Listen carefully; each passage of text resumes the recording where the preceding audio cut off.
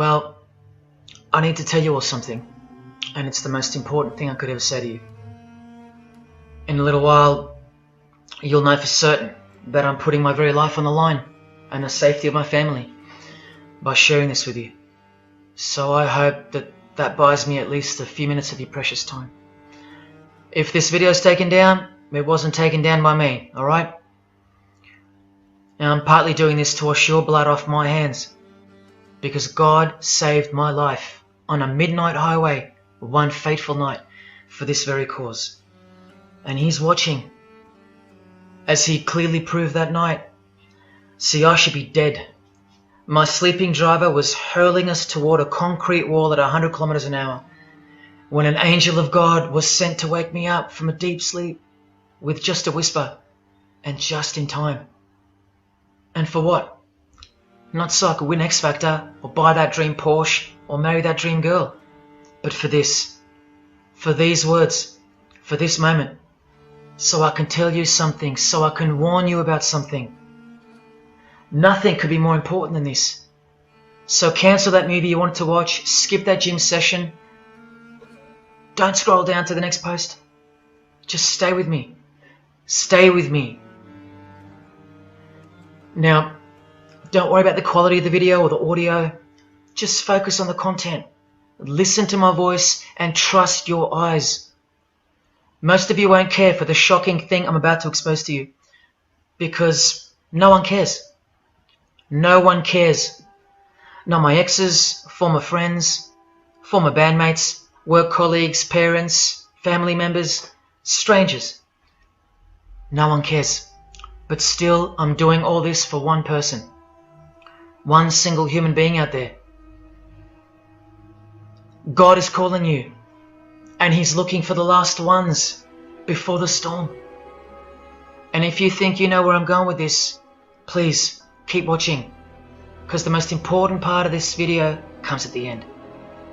Now, everything you're about to hear is a fact, and I'll prove it to you. I will leave no room for doubt. And nothing can stop what's coming. So this isn't a call for an uprising, boycott, protest. No. The Titanic is sinking, and it's unstoppable. All I'm going to do is point you to the life raft. And if you want to ignore me, then fine, proceed at your own peril. God knows I've tried. If you want to mock me, then at least share the video. Let others mock me too. Tell your friends. Check this freak out. Anything to help me reach someone who has eyes to see and ears to hear. And like I said, in a few minutes, you'll know why my well-being is in danger, and that of my loved ones too. Now let me ask you something real quick. Who do you think, generally speaking, runs the world? What type of people are the leaders of our countries and corporations, and the rich and the famous too? I mean, like, are they Christians? Do Christians run the world? Well, no, of course not. Buddhists? No. Do Muslims run the world? No. What about atheists? It's got to be atheists, right? Because we've come such a long way as a society, and atheism is the rational state of mind for the modern type of person, right? No. What about a mixture of people? Different types of people run the world. Let me tell you something. All the leaders from Africa to Europe to the Middle East, Israel, Syria, Iran, all the way to the Americas, all these people, and we'll get to the celebrities in a second, they're not atheists, Buddhists, or Muslims. No. What if I told you that they all belong to the same religion? A secret religion. One that none of them are allowed to talk about. One that you should worry about because it affects you beyond belief in ways that you never imagined. Before I tell you what this worldwide secret religion thinks of you and plans to do to you, let me tell you what this religion is. And how do I know about this religion? Because I used to belong to it. And today I'm renouncing it publicly, breaking my oath of silence, which they imposed upon me and every single other member during ceremonies under the penalty of death. That's why my life is in danger. Every person you're about to see has taken the same oath as I did, over and over, no matter where on earth they're from, including Scott Morrison, your Prime Minister and mine. But see, I was plucked from it, saved from its camouflaged clamps, from its extravagant deception and its spiritual corpse, by none other than God Almighty. No one else is going to tell you this. Not your favourite singer or politician, who more than likely also belong to this hidden religion. Nowhere will they speak because they love it. They love their lives. They love their success, the money, the worship they receive. And then there are those who have left but have never broken their oath out of fear. Trust me, you don't know who you're messing with here. The few that have spoken out, well, they lost everything. Or either their reputations and livelihoods are threatened or destroyed, or they're framed for a crime and end up in jail, or they're murdered and made to look like an accident or suicide. Now, just for the record, the God that saved me, which God was that? Jesus Christ, of course. The one and only. And He's the only one they hate, along with His disciples. So I'm invincible until He's done with me. That's why I don't fear Him. Now please don't let the name of Jesus scare you off just yet, because if you're an atheist, you're especially going to want to hear this. Christians and atheists are the most pathetic bunch in the eyes of this ancient religion, the one that rules them all. And I'm only going to show you the tip of the iceberg. And just like an iceberg, the full body of this secret religion continues down past the line of sight, beneath the ocean. It widens in mass and scope until it continues further into the depths, into ever-increasing darkness and invisibility, until it reaches its foundations, which is firmly established in thick blackness, completely unimaginable and not perceived at all to those who only ever get to see its tip peeking out of the ocean top, including most of its members. At least 75%, 80%. And unless you're a member of this religion and this secret society, as they call it, you won't be granted access to the world stage or of a position of influence. It's become a prerequisite for success now that they've gained pretty much full control and their members are in every place of prominence and power. So brace yourself for the truth that has been hiding in plain sight every day of your life, and for the mind-blowing, out-of-this-world climax to this video. Now look at this. There's a few different ways they display their allegiance. They don't do it often, and some don't do it at all. But most of them can't help themselves, because when they do it in public, it's a hidden statement. And that statement gives them a lot of satisfaction. The celebrities usually cover one eye, or hide it in some way, and obscure it, or emphasize it like this. Or they close one eye, or peek through it, through this hand gesture, all to highlight one single eye. It's called the all-seeing eye. Other times they'll just display a drawn eye somewhere, or a tattoo of it. The other method they use is what's commonly known as the hidden hand. Here, for example, River Phoenix is doing both the hidden hand and the all-seeing eye, so you can see the direct connection between the two. But in the political world, usually it's done with the hidden hand, and of course, this. That's a secret handshake for the members of the secret one-eyed religion. We'll start with Scott Morrison here, hidden in plain sight as usual, for everyone to not see as usual. Look at the handshake. I was taught this very handshake, or grip as they call it, during my time in this great school of deception. Here's a picture of a normal handshake, and here's the secret handshake. Normal, secret. Now here's Scott Morrison with Daniel Andrews. Normal handshake, secret handshake. All of them are sworn to secrecy under the penalty of death. And remember, I'll prove it to you very soon. Here's former Prime Minister John Howard giving the secret handshake, and Kevin Rudd bowing down to this bloke in front of Julia Gillard. all of whom are members of the religion. And Tony Abbott, you'll see in a second, and he's Julia again. Now, I once heard Julia being asked in a brief interview on TV while she was the Prime Minister. The interviewer asked her, "What religion are you?" My ears pricked up as I was eating breakfast and I froze to hear the answer. And she actually said, with a sinister smirk, "I'm a member of a secret society. Next question, please." And what happened? Nothing. No one cared. No one cared that the person who represents them just confessed that she's a member of a secret society, when the Australian society is at large the only society that should matter. And why is it a secret in the first place? I'll show you. Very soon you'll know their beliefs, and you'll know their master plan, and you'll know why they take such extreme precautions with such hideous oaths of silence under the unbelievable penalties, including death, to stay hidden from the public. So what's the name of this religion? Well, I'll tell you right now. But keep in mind, the magic word you're about to hear only hides the true religion inside of itself.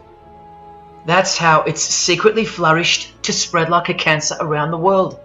It's a religion within a fraternity. The name of the international fraternity, the one that camouflages, conceals, and cloaks the secret religion inside it, is this: Freemasonry. This is their official symbol, the square and compass. Sometimes with a G in the middle, and sometimes with the eye, the all-seeing eye. This is the same eye that these people are referring to. That's where it comes from. The eye is sometimes placed in a triangle, and that's where this comes from, the eye in the triangle. Here's Chris Angel doing it, standing also next to a mate with a square and compass shirt on. Not a coincidence. This is not something Jay-Z invented. This is the religion Jay-Z belongs to, and proudly, as you're about to see. The Freemasons also place the eye at the top of a pyramid, because the Egyptian pyramid is integral to their secret system. Here it is on Chris Angel's shirt and Madonna's jacket. That's a Masonic symbol. The Freemasons are sometimes called the Masons for short. It'll all come together and make sense really soon. Here it is hidden in plain sight at the Australian MTV Awards. And this is the MTV headquarters, by the way. Trust me, there's no doubting this. Here's the same eye in a pyramid on a Crowded House logo. Yes, initiated Freemasons. Here's the eye on the Harbour Bridge for a New Year's Eve gig. And I wonder what that eye could be referring to. So what's the connection? The religion is the connection, the secret religion. And you'll see. Prepare yourself for an incredible revelation and the amazing climax that comes at the end of this video. Now this is where the Freemasons are counting on you to lose interest. Roll your eyes and move on. Because in their beliefs, the uninitiated, meaning you, are ignorant and stupid compared to them. You're technically called the vulgar and the profane. Please prove them wrong. Prove them wrong. And stay with me just a little longer. Now the secret identity of this one eye lies in the heart of this religion that lives, breathes, feeds and grows deep inside of Freemasonry. And Freemasonry camouflages it very successfully. So it goes undetected and undisturbed until it ultimately fulfills a thing called the Great Work. That's what they call it. And they will succeed very shortly. Nothing can stop it now. And I think some of you can sense that something's coming. And who do we trust more than anyone in the world right now? This bloke. And there he is, giving the sign of the hidden hand in front of the whole world. The hidden hand sign is technically called the sign of the Master of the Second Veil in Freemasonry. Veil, get it? Meaning hidden. Now, am I saying that this thing that's happening in the world isn't real? No. I'm saying this. Spoken like a true Freemason. And you remember this guy? A safe place and a dangerous place. We must treat this new world order, this new world of COVID, we must treat this new world of COVID even in our own homes. So what is this New World Order that he accidentally mentioned? It's common language in Freemasonry, and it has been for a long time. For at least this long. Since the US $1 bill. Hidden in plain sight, complete with the pyramid in the eye. It's the ultimate goal of this religion. And I'll show you what the great work is, at any cost. And Australia, like every other country, is now up to its neck in this pyramidal, one-eyed occult religion. You think there's nothing hidden on our own money? What about this shadow of a bloke? Who's he hiding in the background? Well, these numbers right here will tell you. And I'll show you that too. Did you know there's a giant pyramid in Australia?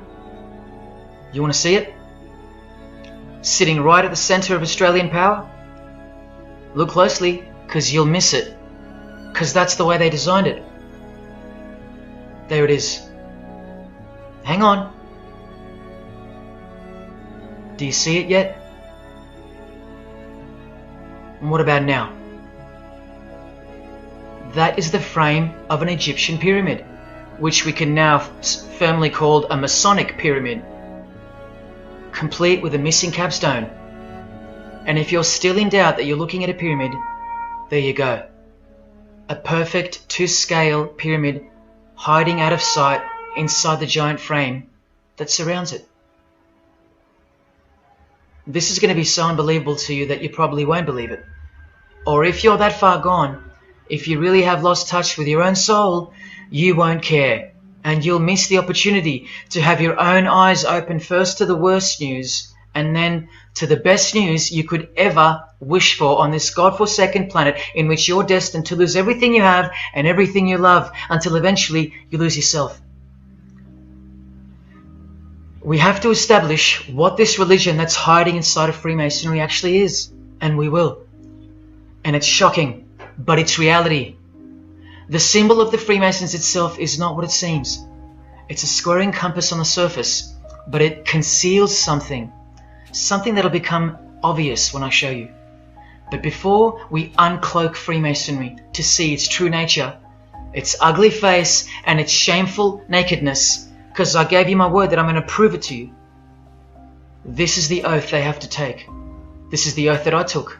And your favourite actors and singers, just about all your heroes, just about, even some of your relatives, who probably have no idea what Freemasonry is or was, and why they took such gruesome oaths. So for those who are going to say, my grandfather was a Freemason and he was a great bloke, or don't the Freemasons run that retirement home? Just wait. Because I'm talking to Freemasons here as well. And don't you worry, they're going to come out of the woodworks. But they're all under the oath of secrecy. Don't forget that, no matter who they are. Adele, Neil Finn, Chris Angel, or Scott Morrison. The oath comes first. And here it is. This is taken from an official Masonic publication, not intended for the public. This is Duncan's Ritual of Freemasonry. In brief, I, of my own free will and accord, do hereby promise and swear that I will never reveal any of the secrets, arts, parts, point or points of the Master Mason's degree to any person or persons whomsoever. This I solemnly, sincerely promise and swear, under no less penalty than having my body severed in two, my bowels taken out and burnt to ashes, so no more remembrance be had of so vile and wicked a wretch as I, should I ever violate my Master Mason's obligation. So now you know what they think of me. I'm a vile and wicked wretch for breaking my oath. So how can anyone ever trust a Freemason when he speaks about Freemasonry? Unless you're speaking to a rare breed like me. Never reveal any parts, not even a single point, to anyone. Here's another penalty from another degree, this time from Richardson's Monitor of Freemasonry, a legitimate Masonic publication for instructing and laying out the ritual. binding myself under no less penalty than having my throat cut across, my tongue torn out by the roots, and my body buried in the rough sands of the sea. These are the penalties they swear to. And yes, the Lodge has penal authority to execute. This is how they look when they're initiated. They have to remove all their clothing and jewelry, including wedding rings, crucifixes, the most meaningful things to them, no matter what. They have to go, because complete allegiance to the society is required. You're blindfolded at every initiation because you symbolize someone who lives in utter darkness before you receive the light of Freemasonry. And that light will become so obvious to you in a bit. The secret that is being unveiled by incremental degrees to the candidates in the Lodge is staring us in the face in daily life. And that truth is pretty scary, if all you know and all you have is this world. But they know much more than that. At one point, when the blindfold comes off, this is what you're surrounded by. Blokes dressed like this, holding swords to your face. And that's nothing compared to what comes later. So your own wife or daughter don't qualify for discussion in these matters, unless they too are initiated to the same level as you. So please don't tell me that your grandfather or your neighbour is a Freemason and that there's nothing wrong with Freemasonry. How would you know when they're under oath never to reveal anything to anyone? The whole successful system is constructed by the art of lying to the public and to their own members of lower degrees. And we trust these people? Now here are the illustrations for the signs and handshakes. And you only receive them after the oath has been taken. This is the sign you do upon entering and exiting the ritual room while facing the Grand Master. It stands for throat slit, and it goes like this. A continual reminder of where you are and what awaits you if you have a change of heart or rebellious spirit.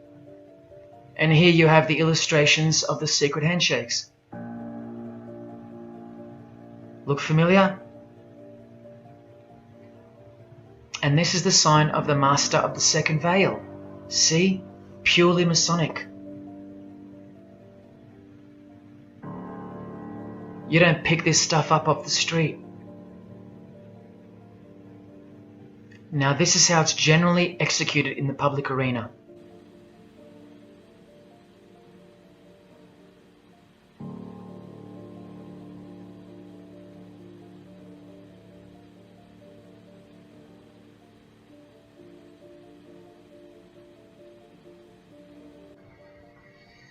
Sneaky, sneaky, huh? So when you see this, or this, you know for certain where it comes from and who they belong to. Look at Kramer on the front page of the privately circulated Freemason magazine, officially a Mason, like fellow brother Tony Abbott, and he's doing this. That's a direct link to the mysterious all-seeing eye of Freemasonry. There it is on the walls of the inside of a lodge room. So there's no reason to doubt that those who do this belong to this. This is another sign they do quite prominently. It's the sign of silence. This is from Richardson's Monitor of Freemasonry again, a finger over the lips. Now these signs are slightly morphed over time, so covering the mouth in a variety of ways is the expression of being bound to secrecy and silence. Silence or death, as Little Wayne here is portraying. Here's the oath of a second-degree Freemason on page 21 of Richardson's Monitor of Freemasonry. Binding myself under no less penalty than having my left breast torn open and my heart and vitals taken out, thrown over my left shoulder, should I willfully transgress any part of this my solemn oath. In this degree, the penalty is to have your whole body dissected, bowels removed and heart cut into pieces and thrown into a field, where you are eaten by animals, all to protect the secret religion of the rich, powerful and famous. In the Knights Templar degree, the penalty is to have your head cut off. Listen to this penalty, and this one has happened throughout history more than any other, because it works so well without having to resort to death or the threat of death, and it's easier to execute.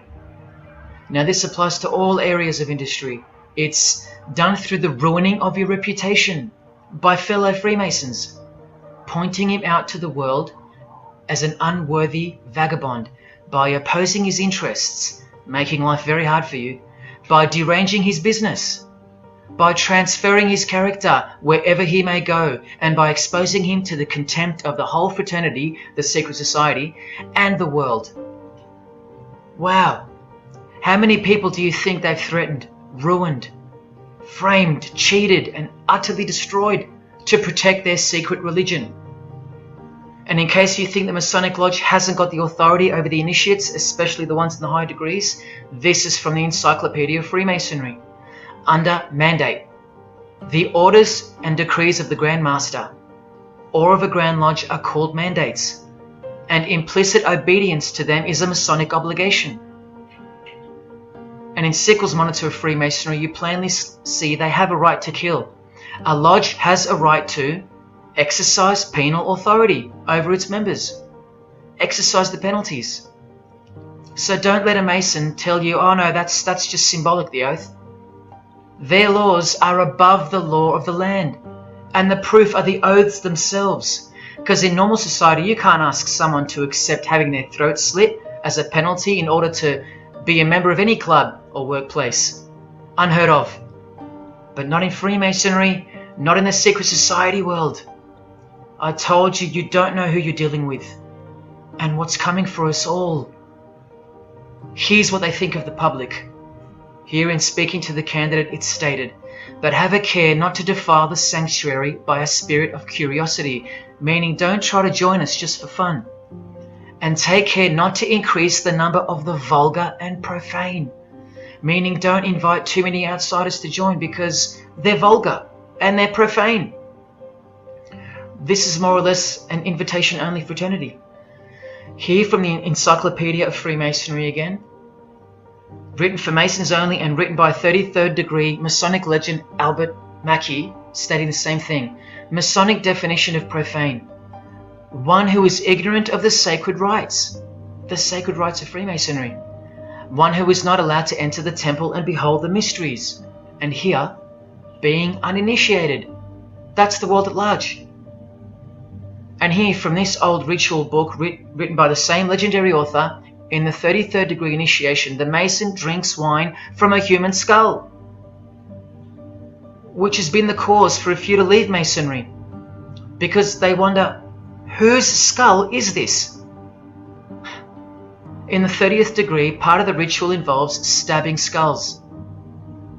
Illustrated right here.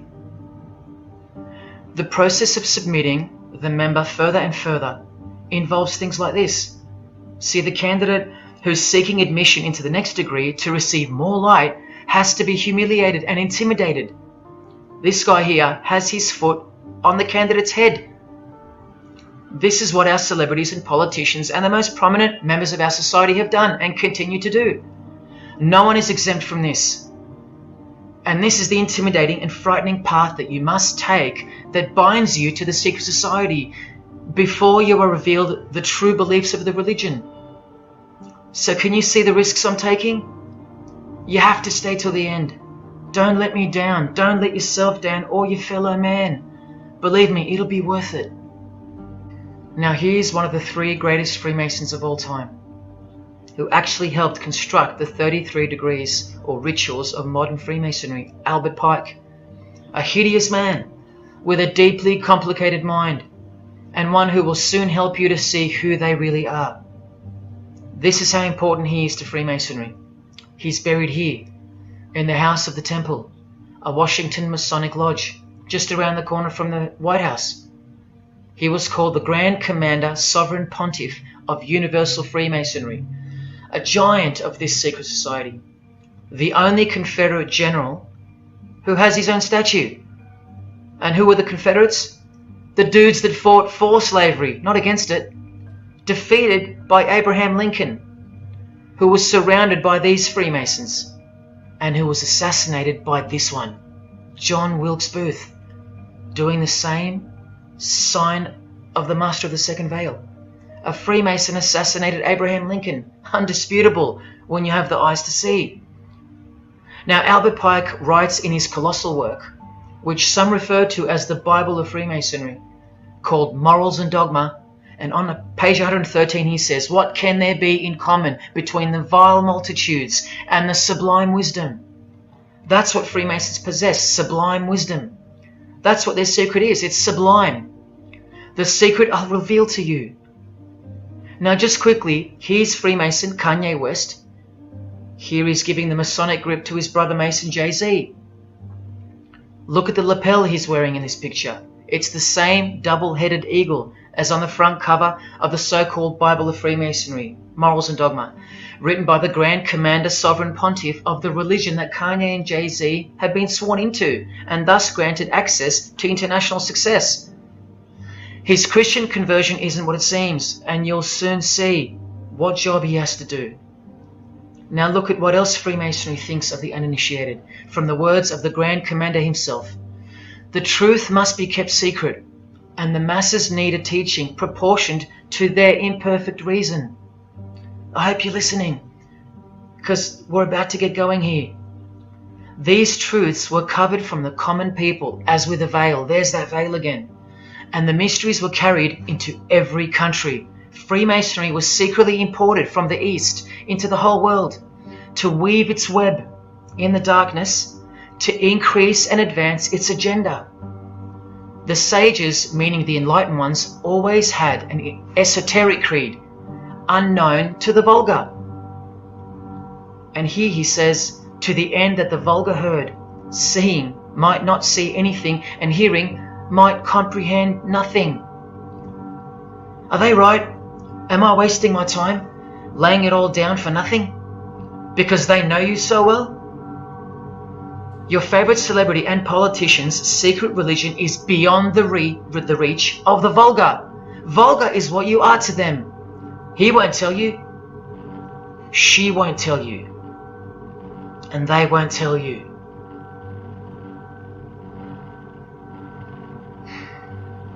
Because the other obscene penalties from the rituals of Freemasonry include having your ear and hand chopped off, or both hands, being hung in your own home, and my personal favourite, having the top of your skull cut off so your brain is cooked in the sun. Now can you imagine what they're hiding? And then the ritual monitor goes on to illustrate the same secret handshakes and signs. Hidden hand, sign of silence. These people mocking us, sometimes to our face with their symbolism, while we respect them, admire them, and sometimes even love them and idolize them. All of them partaking in the same initiation rituals, to belong to the secret society, a prerequisite for success, to belong to the religion that gives you everything you want, everything your heart desires. While the Gospels teach accurately that the heart is wicked. Now here is a practical example of how Freemasonry comes first, even above the title of president. Here's a portrait of George Washington doing the sign of the Master of the Second Veil, and here, Freemason, before and above president. And if you think that's just by chance that they put the word Freemason above president, then here, read this genuine quote from Harry Truman. This should tell you how deep the consequences of Masonic initiation go and what lies deep within. It's Freemasonry above everything else. There's the Queen showing her allegiance over and over. And here's the Queen leaving a very special hospital with a very special nurse. And this was the Queen's father, fully dressed in his Masonic regalia and that God-forsaken apron they wear, which also hides something, just like the square and compass. In fact, what the apron hides is what the square and compass really represents. And it's staring you right in the face. Can you see it yet? Prince Charles, handshake, hidden hand. Prince Harry, Prince William, And here is the Grand Master of English Freemasonry, Prince Edward, also in full gear. What a lovely looking chap. And now he's giving the Masonic grip in front of this stone that was placed there to memorialize his visit to Cape Town Lodge. And what about this guy? Prince Philip, husband of the Queen. Do you remember him saying this? Yeah, and here's the article in case you think he didn't. Initiated member. Do you slowly see what the Masonic mindset is? We are beneath them. And the craziest thing is, if they can turn you into what they think of you, then you deserve what's coming. It's a natural law. It's the law of nature. And I'll soon show you their real Bible, for lack of a better term, which justifies it all, and the one which guides their morals. And it makes a lot of sense, because the power of the deceptive phenomenon of Freemasonry lies in the fact that it contains real truth, intertwined with untruth. Now, this actual book that guides their morals and plans, it isn't written by hand, and it's been around longer than the Bible. So they think it's purer, sublime as they call it. And it's the foundation on which the religion is built upon. And that Bible, so-called, that unwritten Bible, is the key to unlocking its secrets. I'm going to hand you that key. And it's all going to come together like a flood. So they're going to own it all by their own words and actions. And they're going to introduce us to a new system of life, but only after a number of shocking events take place, which I'm so close to telling you about. But first, I have to tell you the name of the secret religion and the identity of the I. Now, for the few of you that think of hospitals and charities and nursing homes when you hear the word Freemason, a word which I soon hope to never speak again after this video, well, it's a front, a cover story, and like everything else in this presentation, I'm going to show you. This too is for the poor Freemasons that are going to have the call to make an appearance in the comments section trying to defend their beloved fraternity. This is 33rd degree Freemason Manly Hall, who was named Freemason of the Century by the Scottish Rite Journal in 1990. And you'd be surprised how many Masons haven't heard of him, because they don't bother entering the Masonic library and searching out the mysteries themselves.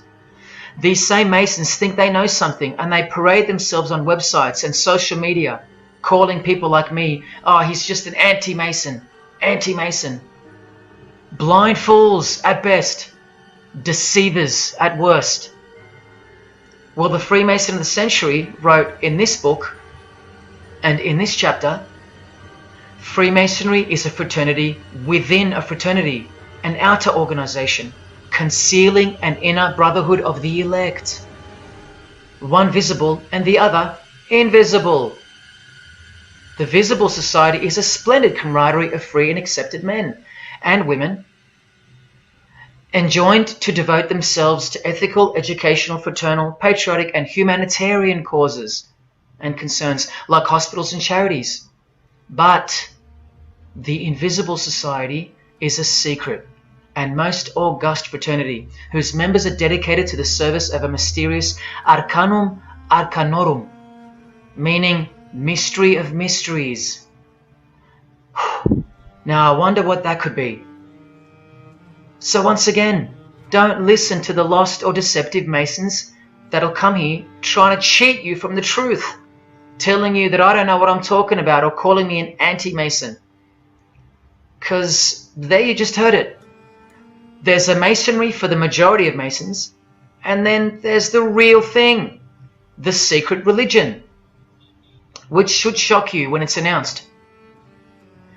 These same lost or deceptive Masons also love to repeat, like parrots, that Freemasonry is not a religion. Well, what does the Freemason of the Century have to say about that? From this book, he writes, Masonry is essentially a religious order. Not just a little bit religious, but essential. And here, the iconic giant of Freemasonry says in Morals and Dogma, every Masonic lodge is a temple of religion, and its teachings are instructions in religion. So please, Sit down, Masons, because Freemasonry is a religion. And soon, I'm going to tell you what it's really called. Now look at this from the same book, and speaking about fellow Freemasons being initiated in the lodge room. Part of the symbols are displayed there to the initiate, but he is intentionally misled by false interpretations. Their true explication is reserved for the princes of Freemasonry. The whole body of the royal art, which you'll know all about soon, was hidden so carefully in the higher degrees. So you see, the whole thing is built on lies. And the ultimate liar lives inside the triangle, above the pyramid, so that even the highest Masons are living a monstrous lie. Wake up, Masons. Even you are deceived, just as the public is. Unless, of course, you're hungry enough to want to acquire all the power and climb up that pyramid closer to the eye that sees all. In that case, close your mouth, go back to your lodge, and good luck to you. Or, of course, be honest. But then you can't, right? Because you'd be breaking your oath. Sad. Oh, it's good to be free, under the wing of the true master. Stick around if you're interested, and you'll get to see some wonder. When I pull that cloak called Freemasonry right off, and those that are still here watching will get to see the true colours of the nakedness and the horror of the Masonic Lodge, and the religion that rules them all. Another thing that Masons will repeatedly say is that this has nothing to do with Freemasonry, and it's just a conspiracy theory.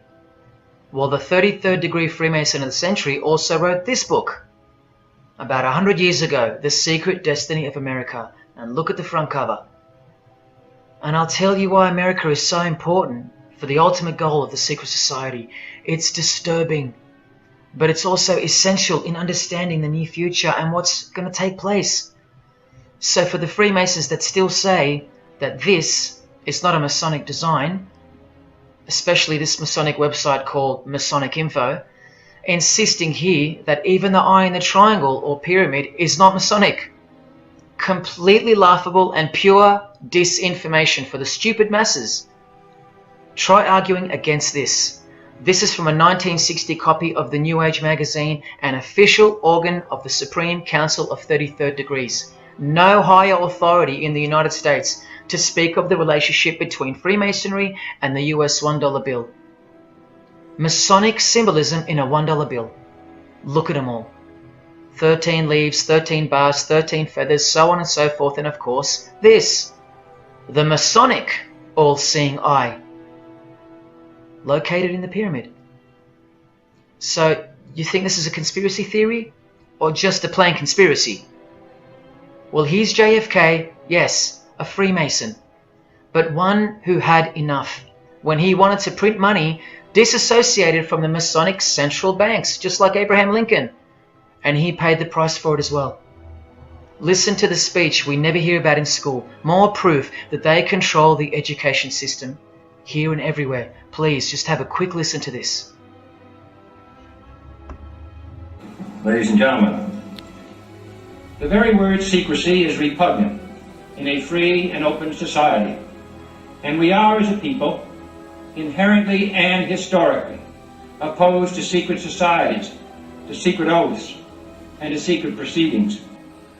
For we are opposed around the world by a monolithic and ruthless conspiracy that relies primarily on covert means. I am asking your help in the tremendous task of informing and alerting the American people.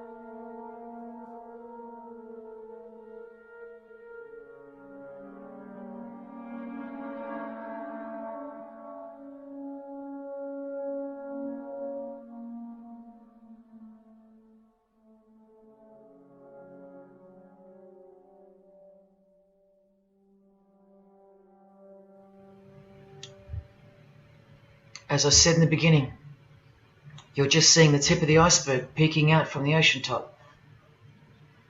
I told you, all personalities in the field of great influence are initiated members of Freemasonry. Otherwise they wouldn't be there. Within 60 seconds of me telling you what international Freemasonry really is, I'll prove it to you. Unequivocally, within 60 seconds.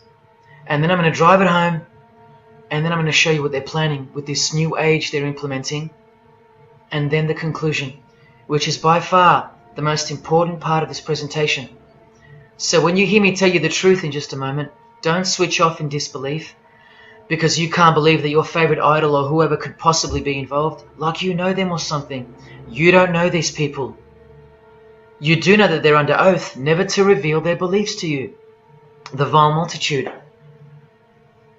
It's time to trust your eyes now, not your feelings, especially after all that I've shown you. This is why the secret religion is so hidden. This is why it's so ingeniously designed through layers of lies upon lies, cloak upon cloak, and oath upon oath, concealing the truth for its chosen few. What is Freemasonry? What is the most secret yet most powerful religion in the world? Well, that's easy. We live in an evil, evil world. So there's only one religion that befits it. Freemasonry is Satanism in disguise. Now start the clock. From Morals and Dogma, prepared for the Supreme Council for 33rd degree. That's the highest degree in Freemasonry, and written by the undisputed heavyweight champion of modern Freemasonry, Albert Pike. On page 321, he boldly states, Lucifer, the light bearer. Strange and mysterious name to give to the spirit of darkness. Lucifer, son of the morning. Is it he who bears the light? Doubt it not. Did you hear that? Lucifer is God, and do not doubt it. Come on now, stay with me. Here from the Encyclopedia of Freemasonry, written by 33rd degree Freemason, a beloved member of the craft, Albert Mackey. He tells us whose name represents the good principle in Freemasonry's secret worldview. Writing under the Masonic meaning of the word pentagram, he says that the pentagram, depending on its position, represents good or evil. See how he puts the positive aspect in the first position? Good first, evil second. Good or evil, light or darkness, victory or death, initiation or profanation, Lucifer or Vesper. Lucifer is good. Lucifer is light. Lucifer is victory. And Lucifer is true initiation. See, if you're not initiated, you're profane. If you haven't figured out that God is Lucifer, you're vulgar and profane. You're stupid, in their own words. That's the beginning of their big secret. God is the devil, and we're already in hell right now. Now from the Freemason of the Century, Manly Hall, and this will make it 3 out of 3 legends of Freemasonry stating the same thing. In The Lost Keys of Freemasonry on page 76, when the Mason learns that the key to the warrior on the block is the proper application of the dynamo of living power, he has learned the mystery of his craft. The seething, surging energies of Lucifer are in his hands. Do you see? The world's hidden religion, with its universal one-eye symbolism, who was revealed slowly and by degrees only to its dedicated members, is Satanism, or Luciferianism as they prefer to call it. Now all the oaths make sense, don't they? Now all the rituals make sense. Now all the penalties make sense. And their secret signs and symbols and handshakes all make sense. While the bulk of Freemasons make the external image of the fraternity and know nothing of who rules over them and who or what they're protecting. But which craft do you think the Freemason of the Century is talking about here? Which craft? Which craft? Which craft? witchcraft. You need to slowly wake up now. Witchcraft is the royal art of Freemasonry, jealously guarded and reserved for the few. I'll show you clear as day that this is in fact true. This is the symbol of Satanism. And this is the symbol of the lodge of female Freemasonry called the Order of the Eastern Star. Look at that. Satanism, Freemasonry. Trust your eyes. This is the symbol of the Church of Lucifer, founded by a 33rd degree Freemason, which I'll prove. Look at the Masonic squaring compass in the design. The Church of Satan and Lucifer, two sides of the same coin, nurtured and brought to an organized international level of power and influence by Freemasonry, in secret, and all done right under our noses.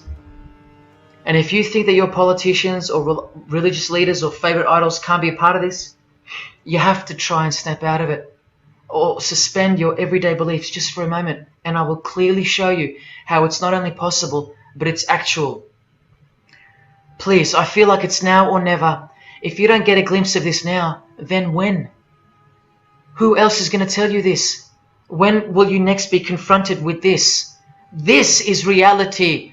And as much as you thought that ordinary people came into positions of power through hard work or concern for society or family connections, combined with brains and talent, that's not the case. That's the fantasy.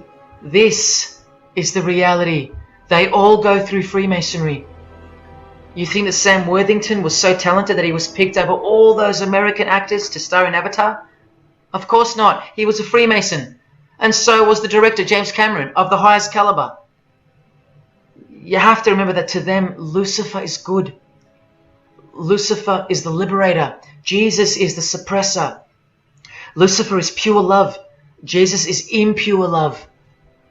Lucifer left heaven for you. Jesus was crucified because he was a false Messiah. The world has always been deceptive, and we have been magnificently deceived. Here is an incredible example. Pay attention. This should blow your mind. Charles Darwin, the father of atheism and rationalism, was an initiated Freemason, doing the hidden hand of Freemasonry in this picture, and the vow of silence in this one. This would have remained unknown to us because no one's going to teach us this. But now we have the tools to see his beliefs, not through his words, but through his signs and symbols. I told you they can't help but to show off their religions, because they think we're stupid, vile, and ignorant. And I've proven that to you as well. So once again, are you going to prove them right by switching off and ignoring this? Well, unfortunately, more than 90% of you will. What I'm giving you here is priceless knowledge, because no amount of money or success can substitute its importance. And I'm risking everything but my own salvation to share it with you. If only for the few of you. Think about what you've just seen here with Charles Darwin, because I don't know if you got it.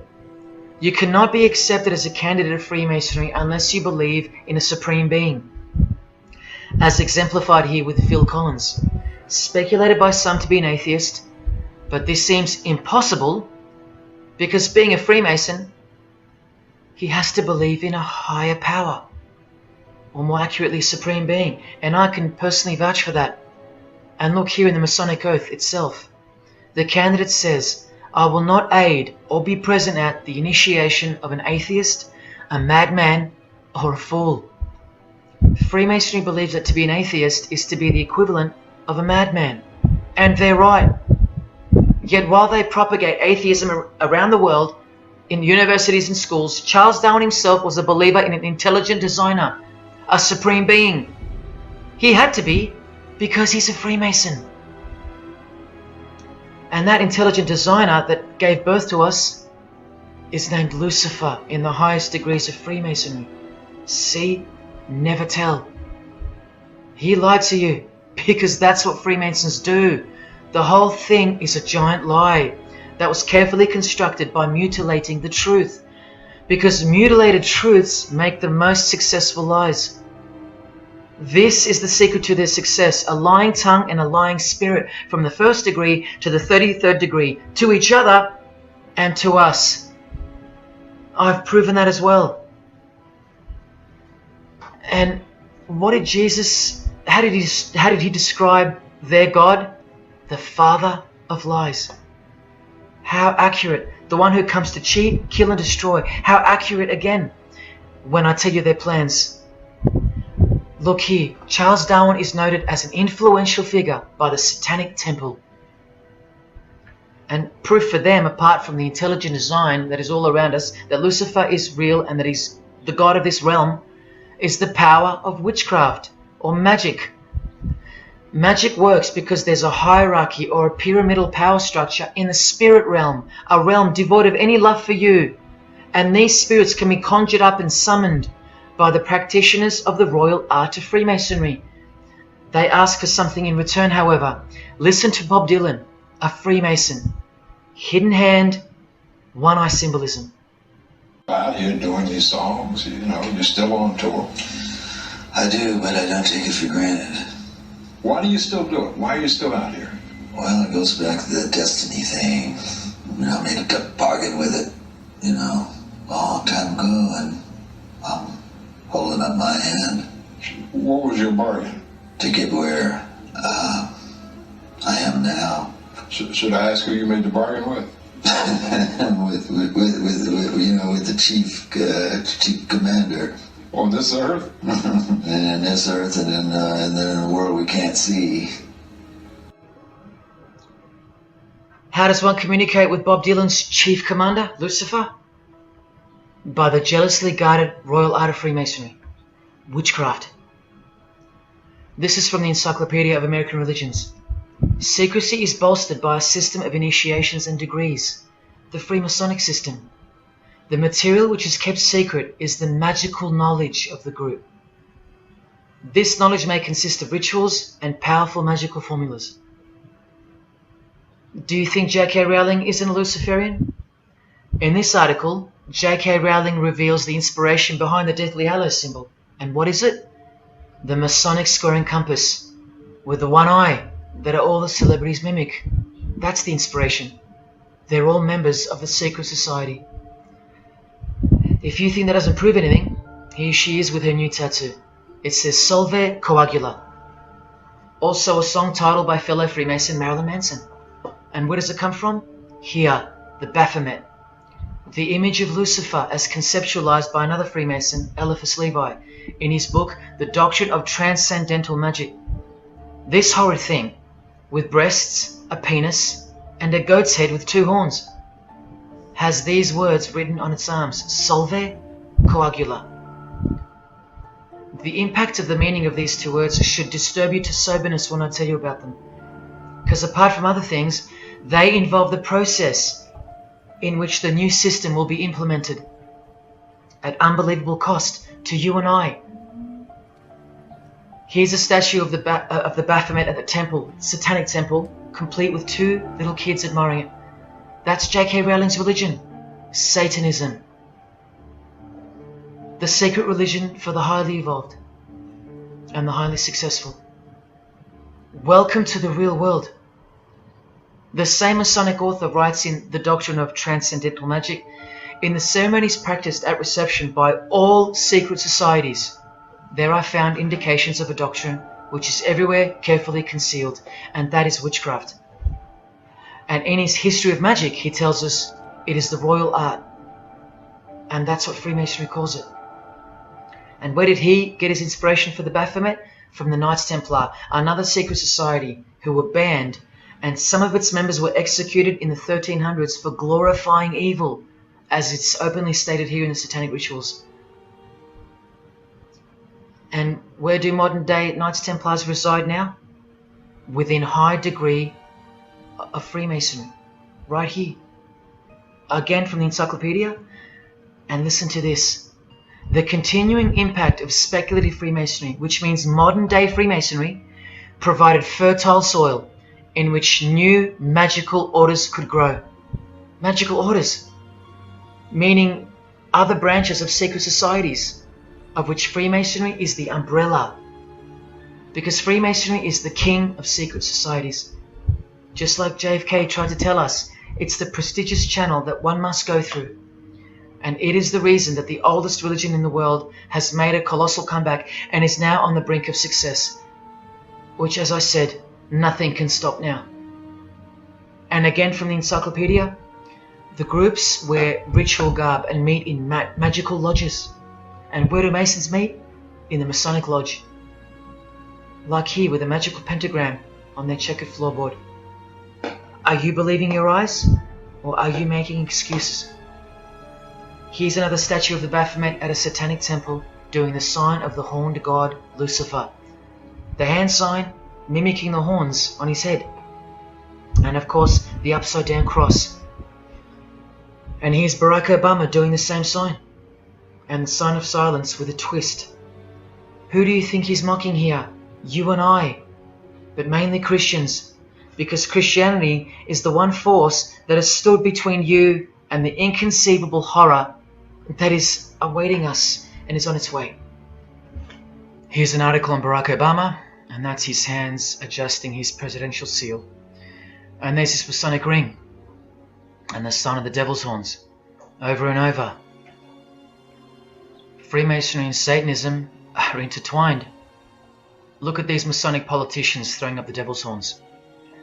George W. Bush. Look how sneaky and sinister the look on his face is here. And the manner in which he's delivering the sign. In front of the whole world. Is he a fan of rock music? Is he saying I love you in sign language for the deaf, like some people like to say? This is his fraternal order called Skull and Bones, also known as the Order of Death, where you lie naked in a coffin with what's called a temple prostitute during initiation. Clearly a Masonic order, with this guy displaying the hidden hand of Freemasonry. In Stanley Kubrick's last movie before his death, he's telling you that all prominent members of industry, including politics, as the movie goes on to show, are members of a satanic secret society. In it, he shows the members engage in an orgy and feast after the ceremony of dedication to their horned god. To identify which secret society he's referring to, he leaves the clues in the artwork.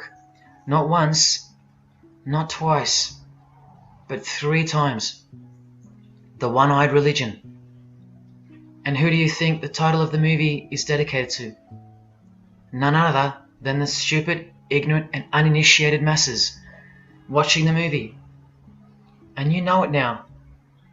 He knew that when we'd leave the cinema, we'd be commenting on the performance of Tom Cruise, or giggling about the orgy scene, or just being disappointed because the movie went too long, or some other meaningless critique, with eyes wide shut. Look at the cover of his other movie, A Clockwork Orange. The eye on top of the pyramid. And on his shirt, the word devil in Italian. Let me take it up a notch, in case this isn't registering. Listen to the founder of the Satanic Church, Anton LaVey, tell us in his book, The Satanic Rituals, which is a companion to the Satanic Bible, Masonic orders have contained the most influential men in many governments, and virtually every occult order has many Masonic roots. This is back in 1972 he said this. Now 40 years later it should read all governments, not many. And why is the founder of the Church of Satan talking about Freemasonry, the most respectable and charitable fraternity in the world, that no one seems to talk about and that we never hear about in school? This is why. Because the Satanic Ritual is a blend of Gnostic, Kabbalistic, Hermetic, and Masonic elements. That's crazy, because Freemasonry is a blend of Gnostic, Kabbalistic, and Hermetic elements too. Any Masonic writer will confirm that. But how can that be? Because Freemasonry is Satanism in disguise. On page 106, every rite of the Black Order employed Masonic principles. Every rite of these Black Orders, one of which was called Freunden von Lucifer, which translates to Friends of Lucifer. And guess what? There are numerous manifestations of Satanism in Masonic ritual, including the goat, the coffin, and the death's head. Please awaken, O sleeper, and let the glorious light of the truth dawn upon your sleepy eyes. How did Freemasonry get away with this? Just like Jesus, the greatest enemy of theirs, said they would, by dressing the wolves as sheep. A satanic underground carefully cloaked in Christian trappings. That's how Freemasonry got away with it. We can't find out about it because they run the media and the education system clearly. John F. Kennedy was brutally assassinated after he attempted to inform us that we are opposed around the world by a monolithic conspiracy. Did he know that Lucifer was the god of Freemasonry? I don't know. The Grand Master of my lodge, who was the mayor of the city, was a 32nd degree Freemason. That's one short of the top, one short of the true beginning of the secret religion, and he had no idea what Freemasonry really was. After 42 years in the lodge, they never invited him into the 33rd degree initiation because he couldn't see past the Christian trappings, as they were designed to do exactly that, trap the Christian, or trap anyone else who was too sensitive to behold the truth. Thus, Freemasonry could halt their progress at any time without suspicion, because it's a rare thing to reach the 33rd degree, and every Freemason knows that. So that there are no rude awakenings that take place with those that aren't ready to embrace Lucifer as the true god of Freemasonry and the world. This is an ingenious system, birthed by what must have been demonic inspiration. Anton LaVey says that this ingenious system I speak of serves as a rudimentary screening process for organized Satanism. Exactly right. It's a filtering process, as I've said earlier. An international filtering process from which men and women are picked and permitted to enter the world stage. And I'm saying all this for those who naively think that politics and magic ritual do not mix. That's the founder of the Satanic Church. He admits that. Admissions that were never heeded because no one cares. How else did the Freemasons pull the wool over our eyes? The companion to the Satanic Bible tells us that as well. By filling the world with fools. And who's the biggest fool in the eyes of Freemasonry? An atheist. From the Encyclopedia of Freemasonry. One who does not believe in the existence of God. Such a state of mind can only arise from the ignorance of stupidity. All this time, you're laughing at Christians, and the Freemasons are laughing at you. Here's Brad Pitt, wearing his Masonic ring and covering his eye. Now here's a genuine quote from Brad Pitt, the Freemason. In short, I could really try on something different for myself. That was Satanism. It's working out really well. I made a pact. That's why. You don't believe him? Bob Dylan does. And the hand sign they all do. Allow me to show you what it symbolizes. And now that you know what you know, it should make sense to you. It stands for 666. Yes, indeed. Satan's number, foretold by Jesus Christ. Now just hang on, let me prove it to you. Here it is for all to see on this shirt design, worn by Guns N' Roses guitarist Slash. See the I in the middle of the 6? Repeated 3 times? That's 666. In this one, the design in the shirt is clearly demonstrated by the person wearing it. Another example, the hand sign with 3 6s on the shirt. Here's a movie poster, the hand sign and the 6 on his lapel. Connect the dots. Here's Don Cheadle, the hand sign, and here he covers one eye with the dice. What's the number on the dice that he holds toward the camera? 6. There's literally 3 6s that manifest in the hand sign itself, like this. That's why they do it. Here's Drake with the most obvious example, holding up the hand sign with the all-seeing eye of Lucifer on his bicep. And here, blatantly connecting the 6 to the hand sign on the artwork to one of his songs. The hand sign over one eye, obviously signifying a 6. This is proof. The number is mystical and it's grounded in reality, and it's related to sex rituals within witchcraft. You'll see, I'll show you. But if that's not enough, there. Drake is clearly intending that hand sign to be a way of communicating the number 666. A hater of Christianity and Jesus Christ. But I wonder why. He has everything he desires. Christians aren't suppressing him. He doesn't hate Buddha or Muhammad. None of them do. No. Jesus is who they hate. But they protect Freemasonry by communicating its presence in their lives not by word, but by symbols and signs. Disciples of Lucifer. While you don't believe it, they take it very seriously, and they mock you by displaying it in your face. They know the truth. The chief commander, the one at the top of the pyramid, is Satan, the god of this world, just like Jesus told you who he is. Britney Spears doing the 666 over the eye, and look at this, the devil's horns while she wears the seal of the US $1 bill, designed by Freemasons. You know why now. You just have to stop denying it. Freemasonry is Satanism in disguise. This is how they tell you. Let's go to Britney's close friend, whom she tongue-kissed in front of the world, sexualized as these people are, and for all the girls out there to be inspired and corrupted by. Madonna, wearing the same Masonic design as Britney. 666 hand sign, the one eye symbolism, and the vow of silence. The vow of silence with her fellow practitioner of witchcraft.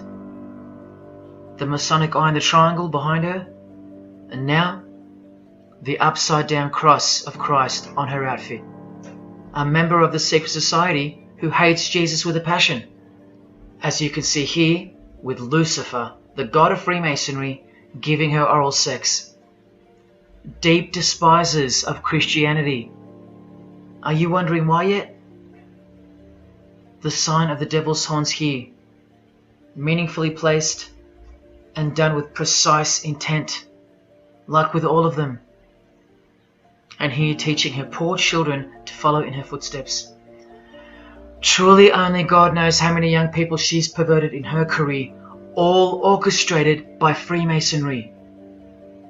Here's the founder of the Church of Satan again, Anton LaVey, showing the horn sign.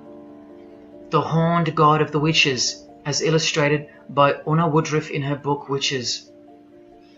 And here, with a member of the Agora sect of Hinduism partaking in a ritual of the oldest religion of the world. She's drinking blood here from what? A human skull. Sound familiar? That's right. That's what all the high-level Freemasons do, except they use wine, until they themselves are invited into the secret religion.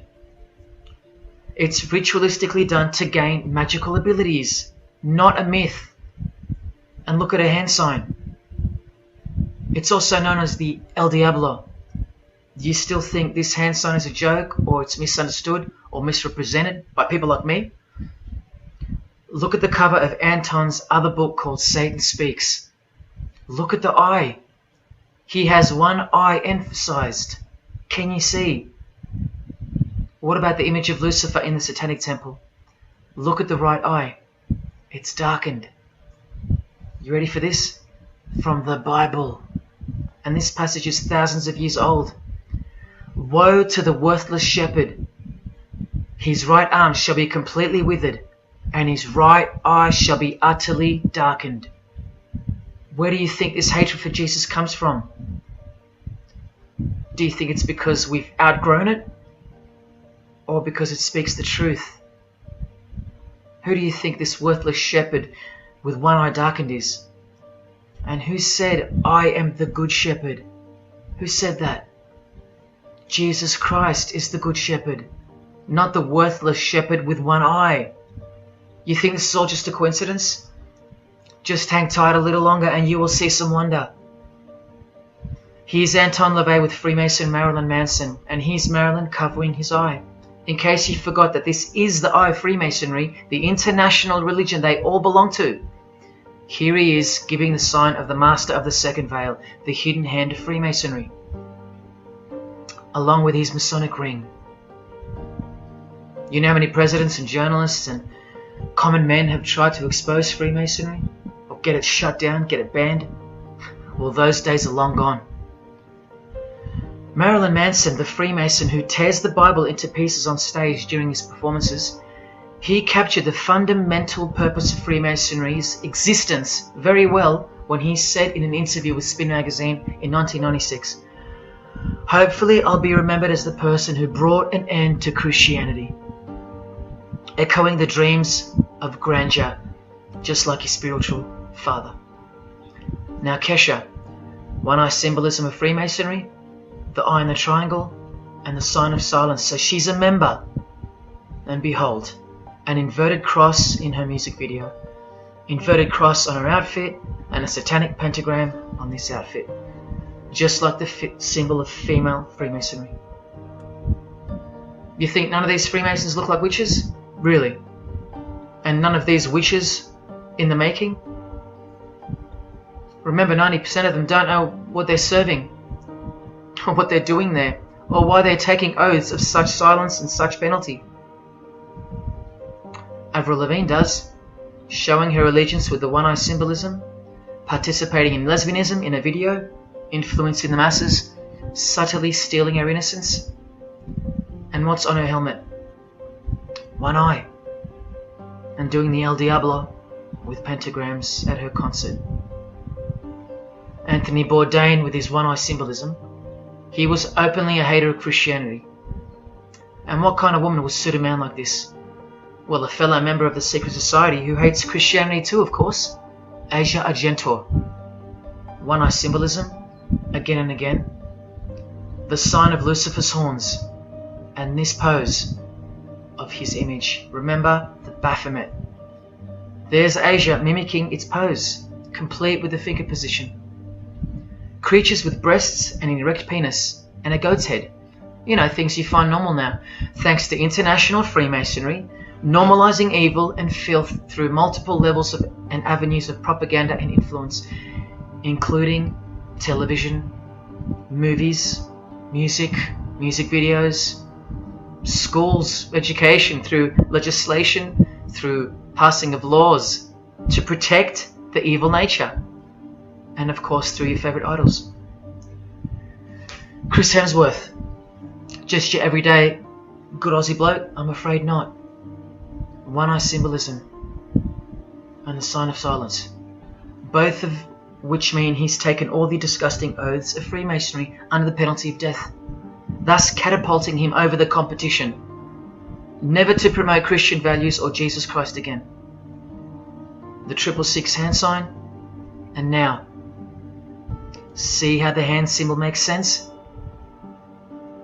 Amber Heard, who was married to this Freemason, who's best friends with this Freemason. I told you they only date, marry and associate with their secret society. Here with the 666 over one eye, and this tweet. I think it's a tweet, I don't know. Look at the one eye closed, darkened if you will, and identifying its meaning with the devil's hand symbol. Of course, she camouflages the whole thing with her misdirecting words for the dumb masses. But we can see through that now, right? But look, it's Elon Musk replying. He's a fan of Amber Heard. Or is there more to it? Good sign, he says. The sign of the devil's horns. The fertility god. The sex god. That's what he's referring to. Why on earth would he point that out? You know why. But to be sure, let's go to his wife or girlfriend, Grimes. One eye. And whose eye is it? You know that too now. The God of this world. Who hates Jesus Christ just like she does. 2 inverted crosses of Christ and the pentagram. And what about Elon's mother? Of course, all members of the secret society. Most of us who never even knew it existed. Blink-182 initiated member with some of his secret brothers from the lodge. Vow of silence. Sign of the devil.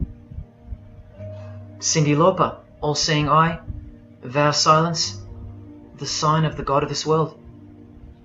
Christian Bale, who thanked Satan at an award show, doing the sign of the master of the second veil, the hidden hand of Freemasonry. Ashley Tisdale, all-seeing eye, social media post, and hanging out with her boyfriend, who proudly wears the satanic cross. You think they belong to the same religion? Of course they do. Bonnie Wright, one eye, and the satanic horns. John Cleese, I include him here because he's a well-known hater and mocker of Jesus Christ and Christianity. He got rich off it, and he's a proud Freemason, showing his allegiance. Motley Crue, Nikki Sixx, Tommy Lee, Vince Neil holding a cross upside down, and their album cover. Secretly Freemasons under oath while promoting Satanism in the open, doing their job and influencing the masses to hate Jesus and Christianity and to live a life of sin through seduction of their music. Secret Society member Jimi Hendrix hiding one eye and telling you about the secret powers of music. Nirvana, Kurt, bass player Chris, Dave Grohl, Dave and Jack Black making the sign of the pentagram, a geometric tool used in the magical curriculum, and Dave wearing his upside down cross. Hard to listen to all those beautiful songs he's written now. Courtney Love and her daughter glorifying the symbol of Satan, and Nirvana discovering something on a road trip while covering some numbers up. Proud Satanists, all secret Freemasons. Here's Quentin Tarantino. Now that we know what we know, can you see through this picture to reach its true meaning? The all-seeing eye, whose identity is revealed by the hand gesture, which is 666, with the vow of silence and throwing up the devil's horns, which I hope you can finally see means something. Share. Can this get any more obvious now? The sign of the vow of silence being made with the sign of the devil, telling you that the secret which isn't to be spoken of is Lucifer, right there in front of you. Speaking through signs and symbols, like Confucius said, signs and symbols rule the world, not words nor laws. Cardi B, I just want you to see a few connections between the one-eye symbolism, the 666 hand sign, and the horned God symbol. Eddie Izzard, all-seeing eye, hidden hand, and mimicking the horns of the Masonic God. Oh, but men love the darkness rather than light, as the scriptures put it so solemnly. Look at how precise that statement is, with high-ranking Freemasons loving the darkness so much that they define the darkness itself as light. Watch. In MasonicWorld.com, an article by Worshipful Master John Alexander, who has journeyed from the lower degrees to the high and sublime degrees. This is the religion of our leaders and celebrities, so listen. He writes, every ritual from the high and sublime degrees that I've ever read contains the statement, I beg you to observe that the light of a Master Mason is darkness visible. I put it to you, brethren, that this is the most accurate description of Masonic light that you will ever find. Think about what you just heard, because this is what they learn. Masonic light is darkness. And this is before they enter the real religion of Freemasonry, Satanism. That's why in the high degrees the ritual states to the candidate, I beg of you to observe, meaning to ponder, to contemplate what they mean by the statement. My 32nd degree Grand Master, he never understood. And they don't push you, remember? It's all a screening process to weed out the weaklings who can't handle the truth. The truth that this is how the all-seeing eye sees things. Evil is good and good is evil. Look at what he says immediately afterwards. In keeping with our normal Masonic practice of burying our important truths deeply, the ritual sets out to immediately disguise this truth. Usually people bury their lies, but Masons bury their truths. Because their truth is that God is the devil and that we are in hell. So everything has to be flipped on its head in order for things to make sense in this place where lust creates life, where might is right, where compassion is weakness, and of course, in order to succeed. Look here, with another Freemason of the highest degree, Helena Blavatsky. She writes in her book, The Secret Doctrine. Doctrine means belief. So the book is called The Secret Belief. The Secret Belief of Freemasonry. She says, the sons of God, of whom Satan was one, all those spiritual beings were called angels of darkness, because that darkness is absolute light. Do you see how far they go to protect and glorify the darkness? Because men love darkness rather than light. If these were just randoms next door or some minor cult, I wouldn't be telling you about them, and I really wouldn't care this much. But these are not randoms. These are our heroes. These are those who have crept into the power structure very slowly since 1717, when the first Masonic Grand Lodge was organized, to overthrow Christianity and the world. These are those who we admire, trust. And these are those who have perverted our culture with one hand, the hidden hand, while upholding it with the other hand.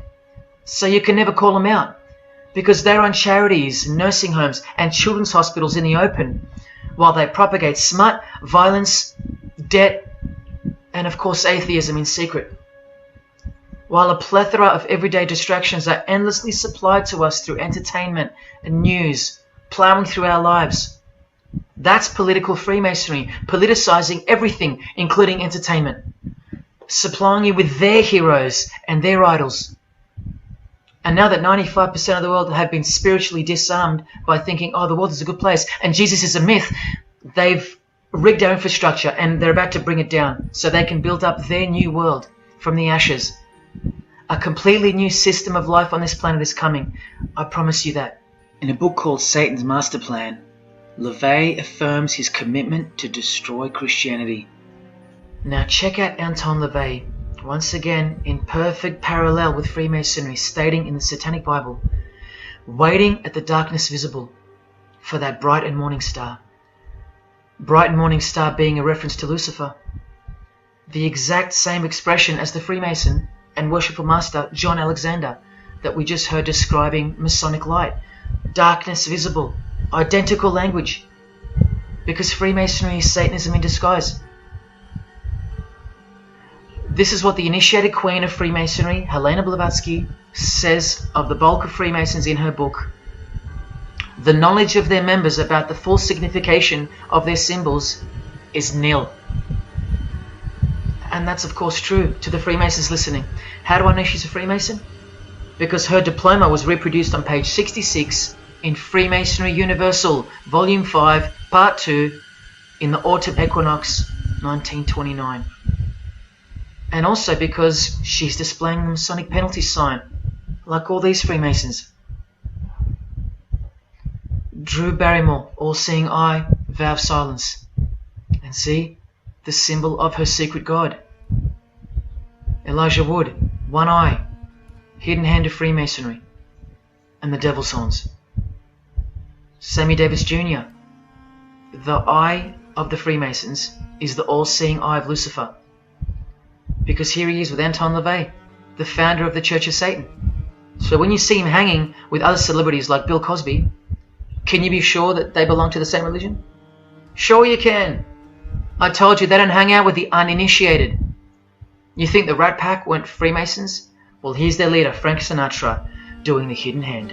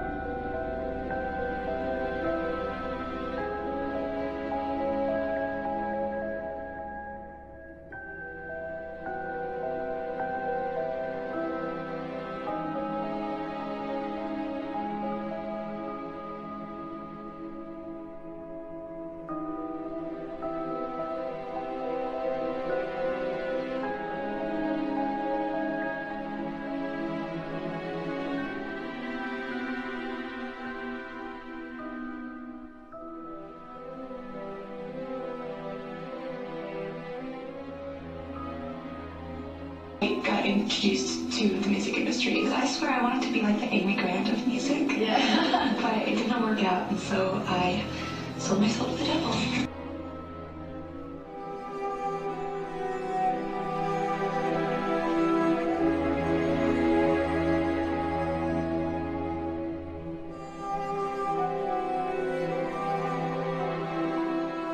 On that, have you considered maybe doing more acting? I only had a few lines. It was fantastic, but I can't really tell you anything else. But it was. Sure you can. I know I can't. It's very secretive. It's a very secret society.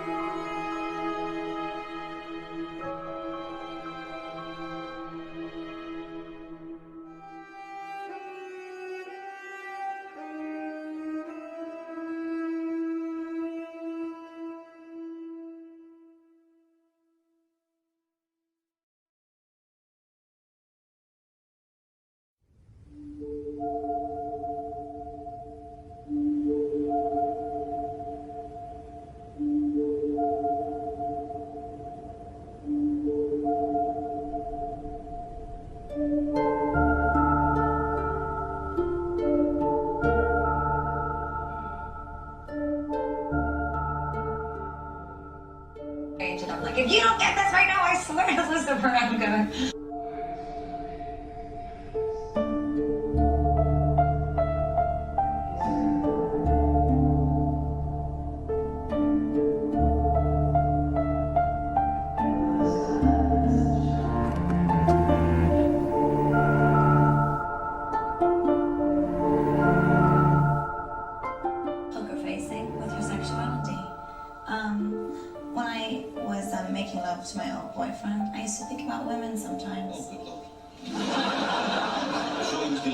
told me. Oh, good Lord.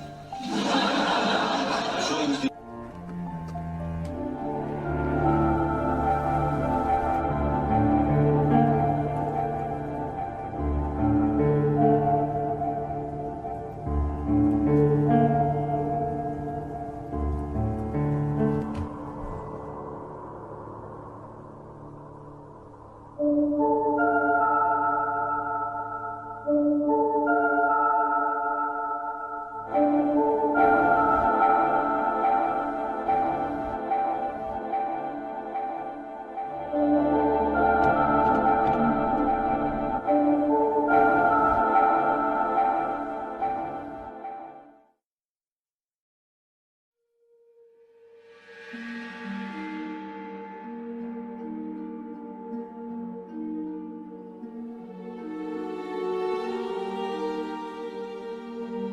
You may feel a small prick.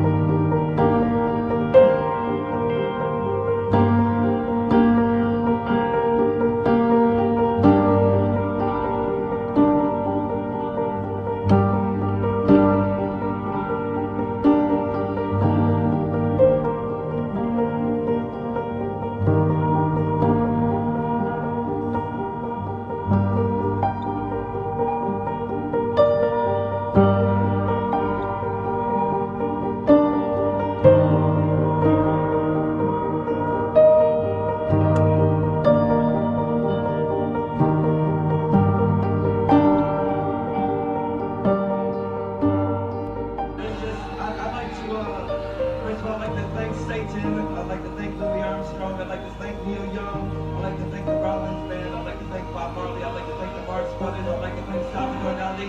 I'd like to thank Libby Crewell. I'd like to thank Miles Davis. I'd like to thank the Parliament Funkadelic. And I'd like to thank you too.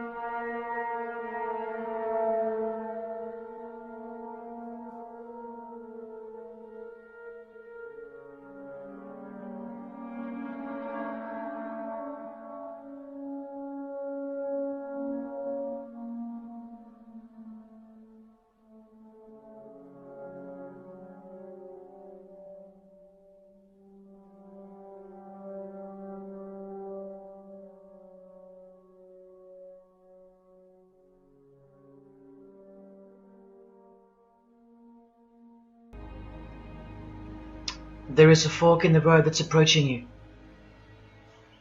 And you can stay on the path which curves to the left by denying the existence of Satanism in the fullness that you've been shown. Or you can surrender to the truth and take the right-hand path. Now, where that road could lead is the sweetest risk you'll ever take. Are you still pretending that this one-eye religion of Freemasonry isn't Luciferianism? See, this here is the biggest obstacle you'll ever face. The very thing that could lead you to the prize is the very thing that will keep you from it. The reality of international Satanism. In the shadow of Christianity, Satanism has always been there.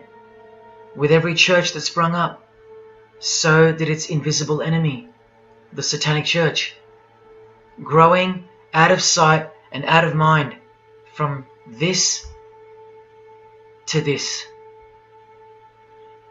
And Christianity has long been deprived of its power, as clearly demonstrable by the absolute lack of preaching against the institution of Freemasonry, Satanism's magic cloak, Satanism's magic trick. That's Freemasonry. And how they are laughing for now. So Freemasons are at the helm of the power structure of society, which means Satanism rules.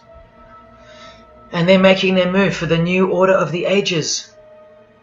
Are you that besotted by this evil world that you'll even deny the existence of secret societies? And what about the American president, John Kennedy? Was he just a nutjob like me? Warning us about an international secret society with an international secret plot. A Freemason trying to tell you and the world about Freemasonry. Shot through the head. I've shown you who they are. I've shown you how they successfully operate with degrees of initiations and horrific and illegal oaths of secrecy. And I've shown you why they are a secret society. I've proven it to you. And only now that I've done that, I can show you in this many minutes what the shocking new order that Freemasonry has so cautiously been guiding us toward actually looks like. And of course you won't believe that either. By now there's a 98.5% chance that you belong to the world. And in that case, the world can do, will do, and is doing whatever the hell it wants to with you. And when all you have is the world, you'll do anything to hold on to it. Christian or not, most of you will follow this world straight to the slaughterhouse in the name of peace, safety, and progress. Clinging to it, because all you love is inside it. Blissfully ignoring people like me warning you of who's really in charge of it.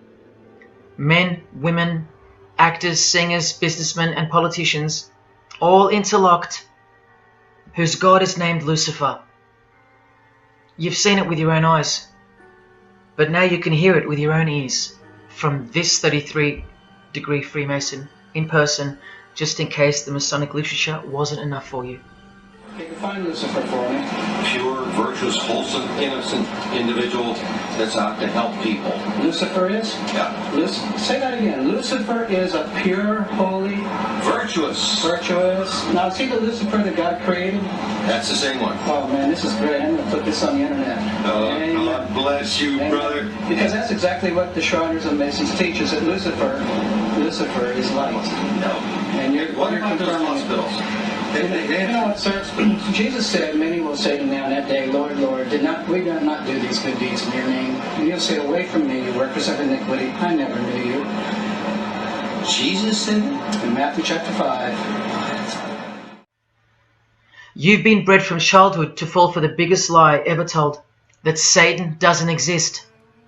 And if Satan doesn't exist, well then neither does Jesus. And while your heroes and idols know full well that they do exist. And when I say you've been bred from childhood, I mean just that. Walter Disney was a high-ranking Freemason. He is a Masonic stamp dedicated to him, and his very exclusive Club 33, which stands for the 33 degrees of Freemasonry. And who's the god of the 33rd degree Freemason, Walt Disney? Or Walter hides the answer in plain sight, because that's what Freemasons do. Firstly, the God of Mr. Disney is wicked. See how they veil evil with a cloak of innocence? What does the word veil itself conceal? Secondly, Walter's God is horny, symbolized by the horned god of the witches. And we all know Walt Disney loves magic, which is witchcraft. So the depictions of sex are hidden in plain sight as well. Remember, lust produces life, not love. So lust is purity, lust is love, for the high degree Freemason. And thirdly, he hides the number of his God's name in the open as well. No, that's not a 666 he's seeing interwoven in the design. That would be ridiculous, wouldn't it? Not even when they separate the sixes from the name, all three of them, and place them together for you like this, in plain sight. No, not even then will people see. Do you think things are any better 50 years later? Here's the Eye of Lucifer in the Nickelodeon channel, and his lightning flash.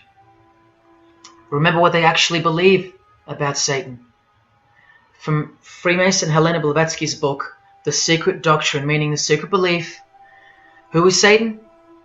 He is the angel who was proud enough to believe himself God, brave enough to buy his independence at the price of eternal suffering and torture, beautiful enough to have adored himself in full divine light, strong enough to still reign in darkness amidst agony. Helena Blavatsky is suggested as recommended reading by the Encyclopedia of Freemasonry right here. And the Grand Pontiff of Universal Freemasonry, speaking of Lucifer, Satan and the Devil on page 407, writes that to the initiate, the devil is the instrument of liberty or free will. That's who Lucifer is to them, okay? To show you how little you know of who you're dealing with, and the extent of this religion's influence and power, not to mention their plans, let me jump ahead for a minute. Watch this. This is Lucius Trust. The Lucius Trust is a non-for-profit service organization incorporated in the United States in 1922, and their objective, from Lucius Trust website, dedicated to the establishment of a new and better way of life for everyone in the world, based on the fulfillment of the divine plan for humanity. The divine plan. A new way of life. Like a new world system. Like a new order. Now you want to see who they work for? The Lucius Trust has consultative status with the Economic and Social Council of the United Nations. The United Nations, the UN. They consult the United Nations of the world. They advise the United Nations of the world. Now look at this. The Lucius Trust's publishing company was founded in the early 1920s as Lucifer Publishing Company. The Lucius Trust says that the name was probably chosen to honor Lucifer. What on earth does a modern day consultant to the most powerful and progressive force engaged in uniting all nations under one banner, the UN, have to do with the fallen angel of the Holy Bible? The one that Jesus Christ told us would manifest on earth as a world ruler, to deceive the whole world into a new world system. Yes, that angel. Why on earth would they honor that angel? Well, that's easy. They were founded by Freemasons. Incorporated into the United States by Alice Bailey and her husband Foster. Well, here's a book written by Foster the Freemason, The Spirit of Freemasonry, published by Lucius Press, also known as Lucifer Publishing. And one last thing, if you dig a little, you'll find an article on their website, The Esoteric Meaning of Lucifer, on a modern company website with consultative powers to the United Nations of all things. Wow, I really hope you're seeing this. In the article it states that the Baileys had enormous respect for H.P. Blavatsky, who stated in her renowned occult book, The Secret Doctrine, on page 245, in the chapter called Holy Satan. It is Satan who is the God of our planet, and the only God. Then the article goes on to say that the Baileys sought to elicit a deeper understanding of the sacrifice made by Lucifer. Everything has been reversed. Evil is good, Jesus is the enemy, and Lucifer sacrificed himself for you, not Jesus Christ, the one who washed the feet of his disciples and the only one they fear. Modern progressive atheists do not influence world events, people. Satanists do. Remember the goal of the Lucis Trust? The fulfillment of the divine plan for humanity. Yeah, the divine plan exposed by Jesus Christ in the Gospels. Hence their war on the Bible and the abolition of it from the school system, and even from modern Christian churches who dare not preach from the book of Revelation. Your most highly evolved and contemporary leaders of society secretly believe that in the theosophical perspective, the descent of these solar angels was not a fall into sin or disgrace, but rather an act of great sacrifice.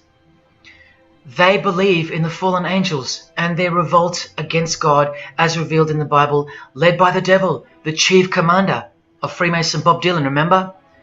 These people make contact with these fallen angels, with the royal art of Freemasonry called witchcraft. Please stick around, let me show you that. How many solar angels does the Bible say followed Lucifer out of this heavenly realm?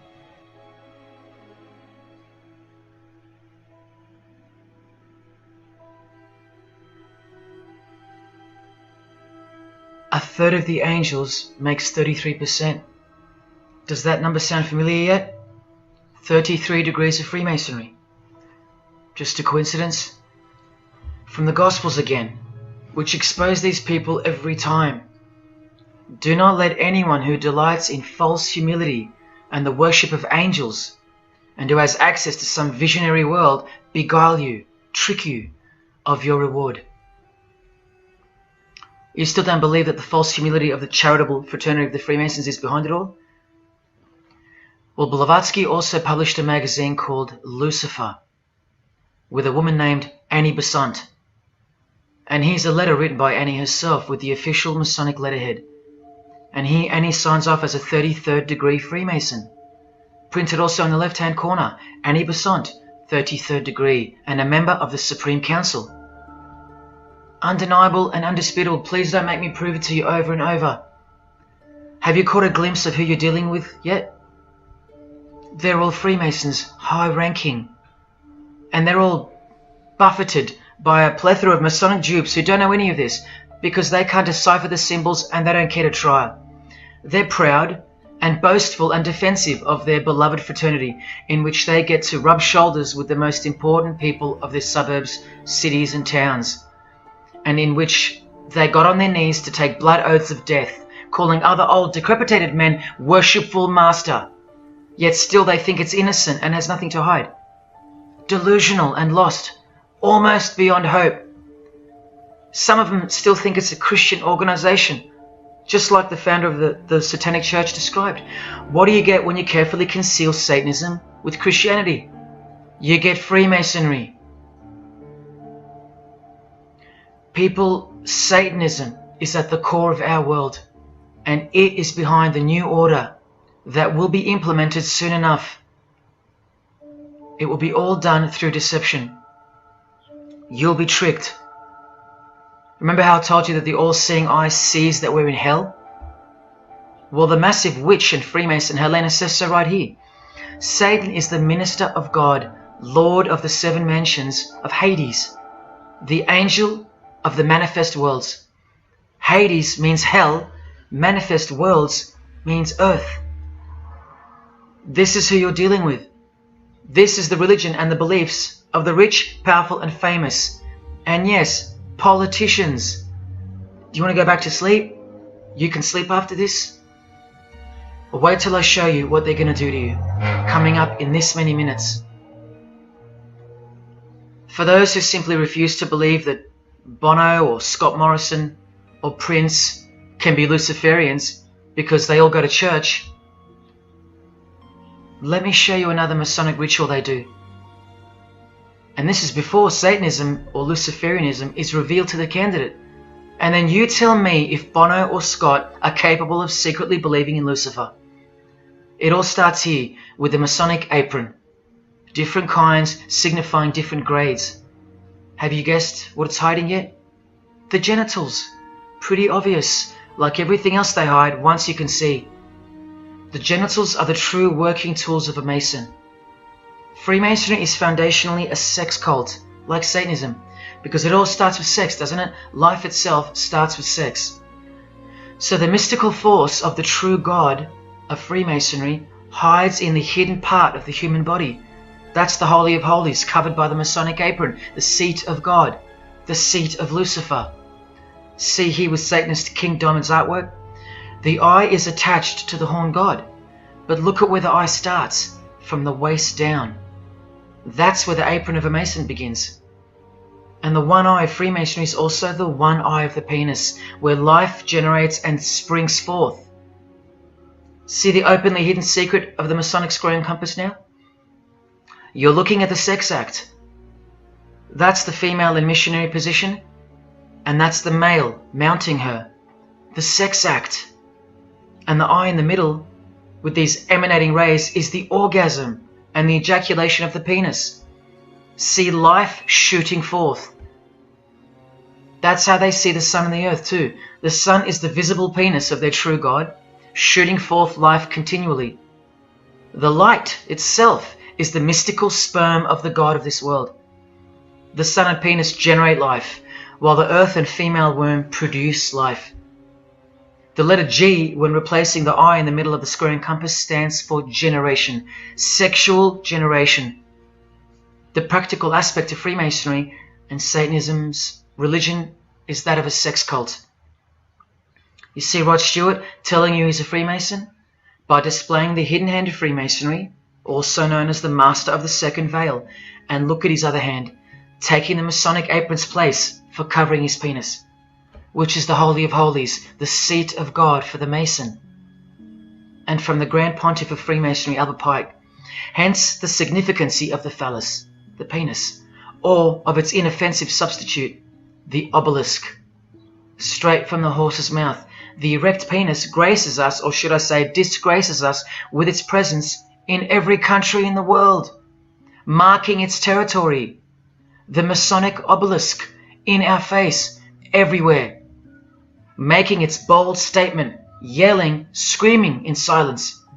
This is another reason why we're considered the ignorant and stupid masses. Another example of hidden in plain sight. And here's an erect penis on the front page of the female Freemasonry magazine, The Eastern Star. I once stood in front of this obelisk in Sydney, and I must have asked 30 people what they thought it was. Not a single one of them knew. To the Freemasons of the higher degrees, the whole universe is in fact one giant and continuous sex act. This is the structure of Freemasonry. You can take this path to the top or this path. And way up here, you have the Order of the Mystic Shrine. The Mystic Shrine is what's found behind the Masonic apron, because that's where life comes from. That's the Mystic Shrine. You have to be a 32nd degree Freemason to be asked to join the Order of the Mystic Shrine. And then, once you're inside, you can be invited to join this order, the Royal Order of Jesters. See, Freemasonry is like Russian dolls, and Satanism is at its center.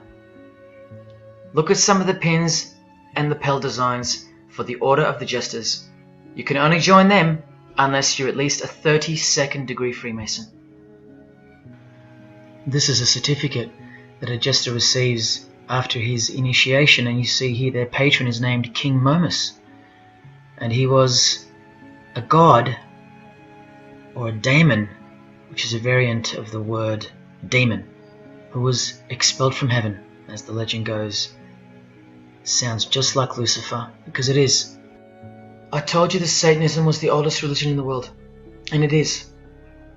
The sex act was ritualized and organized as a religion before we called it Satanism. But Satan has always been the god, the horny god, the horned god of these sex cults. All of them, from Sumeria to Egypt to Greece and so on, that's called paganism. And the real Bible of the Freemasons and the pagans, the one not written by hand, the one that's older than any book, the one that supersedes all the rest in age, thus making it the purest and most unadulterated word of God in the eyes of the Freemasons, is nature. Nature is their Bible. And before you think there's nothing wrong with that, wait a second, because you're not thinking straight. Ask a Mason, whether he be a 1st degree or a 33rd degree, what is Freemasonry? And the universal go-to answer is this: a peculiar system of morality, veiled in allegory and illustrated by symbols. Now, why would you need to veil your morals? Because in their peculiar system, evil is good and good is evil. That's Satanism 101. A peculiar system of morals. That should tell you something. That should tell you everything. Why would your morals need to be a secret? Because their deeds are in fact evil. Glorifying the laws of nature, where cruelty and self-obsession are virtuous characteristics. That's nature. Nature is as cruel as she is kind. The checkered floorboard, where everything is legal. It's Christianity that lives in reverse. The first shall be last. Love your enemies. The meek shall inherit the earth. These are unholy and unnatural concepts in the eyes of visible nature, the nature of Freemasonry, which is Satanism. What the Freemasons really mean by this morality veiled in allegory is that they're allowed to steal because nature allows it. They're allowed to kill because nature allows it. They're allowed to commit adultery because nature isn't monogamous.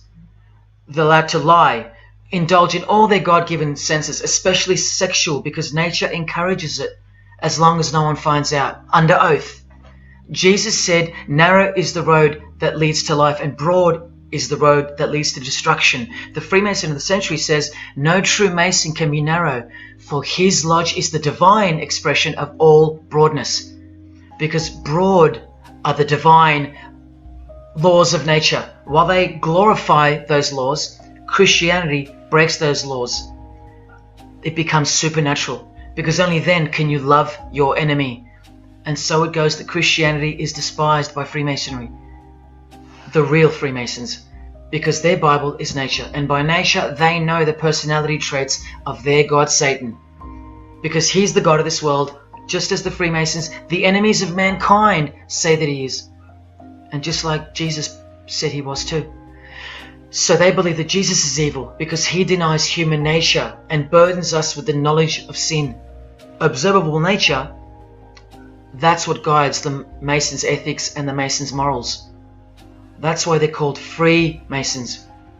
Believe you me, because they're free from moral obligations, free from sin, from guilt. They're free from Jesus Christ. These people are introducing this new system of the world, this new age. You're going to miss Christianity when it's gone. Mark my words. Because you have no rights in the eyes of nature, which is the Bible of Freemasonry and Satanism. And soon that will become painfully plain as a fact of life. Now please, I give you fair warning of what's to come in this presentation. It's very disturbing, or at least it should be. But cause to celebrate follows the disgusting things you're about to see. This is precisely where my own life and well-being come into danger. So let me say this right now. If you hear of my sudden death, or of my possession of 0.5 kilogram of cocaine or child porn, or my overdose or my suicide, remember this video. And if something so unfortunate should happen to me, may it serve as a catapult to you and as a remembrance of the conclusion to this presentation, which is this many minutes away. Do I really think they're going to make me pay for this video, for breaking my oaths? Well, seeing as people are so far gone, lost in the illusion that secret societies have constructed around you and inside you, and seeing as they can simply pull this video down, close my account and whatnot, no, I don't think they'll come after me. But if they do, let me say this to the Grand Lodge that orders my demise right now. Jesus wins. So in saying all that, here we go. Is Scott Morrison a Satanist? I'll let you answer that. Here is a ritual that Scott and every Freemason from this guy to this girl have performed. there is one Masonic apron you'll never see being worn. This one. And when I bumped into it, I thought it was a fake. Until I found this in Richardson's Monitor of Freemasonry, official Masonic literature, written for Masons only. On this page, what is that head doing there? You'll find out in a sec. Let's read the description of the apron worn in this degree. Speaking of the initiates, it states, they wear white aprons sprinkled with blood red and lined and bordered with black. On the flap of the apron, a bloody arm holding a dagger, and on the apron, a bloody arm holding a bloody head by the hair. Now this is why there's an illustration of a decapitated head. And this is going to become to a bone-chilling conclusion. So during this ritual, the candidate removes the blindfold and discovers a basin of water with a tumbler beside it. He is also astonished to find a human head lying on the floor. The master of ceremonies returns and directs the candidate to take up the knife in his right hand and the head in his left. Yes, this Pope, this rock star, this pop star, this actor, this actress, and this beloved Prime Minister. This is what they've done. All of them, hands down. And you thought all you needed to be is talented to succeed? No, you need to belong to the secret society called Freemasonry. And believe me, when you belong to them, you belong to them. Now you tell me, can these people end up believing in Lucifer? Is that really a stretch? Carrying around a bloody head? Swearing to have your brain cooked, tongue torn out from the roots if you ever reveal anything? No, the stretch is that you think they couldn't believe in Lucifer. That's the stretch. Lucifer, the one who sets you free, remember, from sin by sinning. Can you now see the bloody spirit of Freemasonry lurking behind the veneer of charity and the veneer of Christianity? Because Scott Morrison goes to church, apparently. The Pope is a Christian, apparently. But look at these people. So-called Christians, or Christians, gathered around a giant erect phallus in the middle of the Catholic square. This is Freemasonry, the demolition of morals, the creation of hypocrisy, and the demolition of true virtue. These minds are directing the future.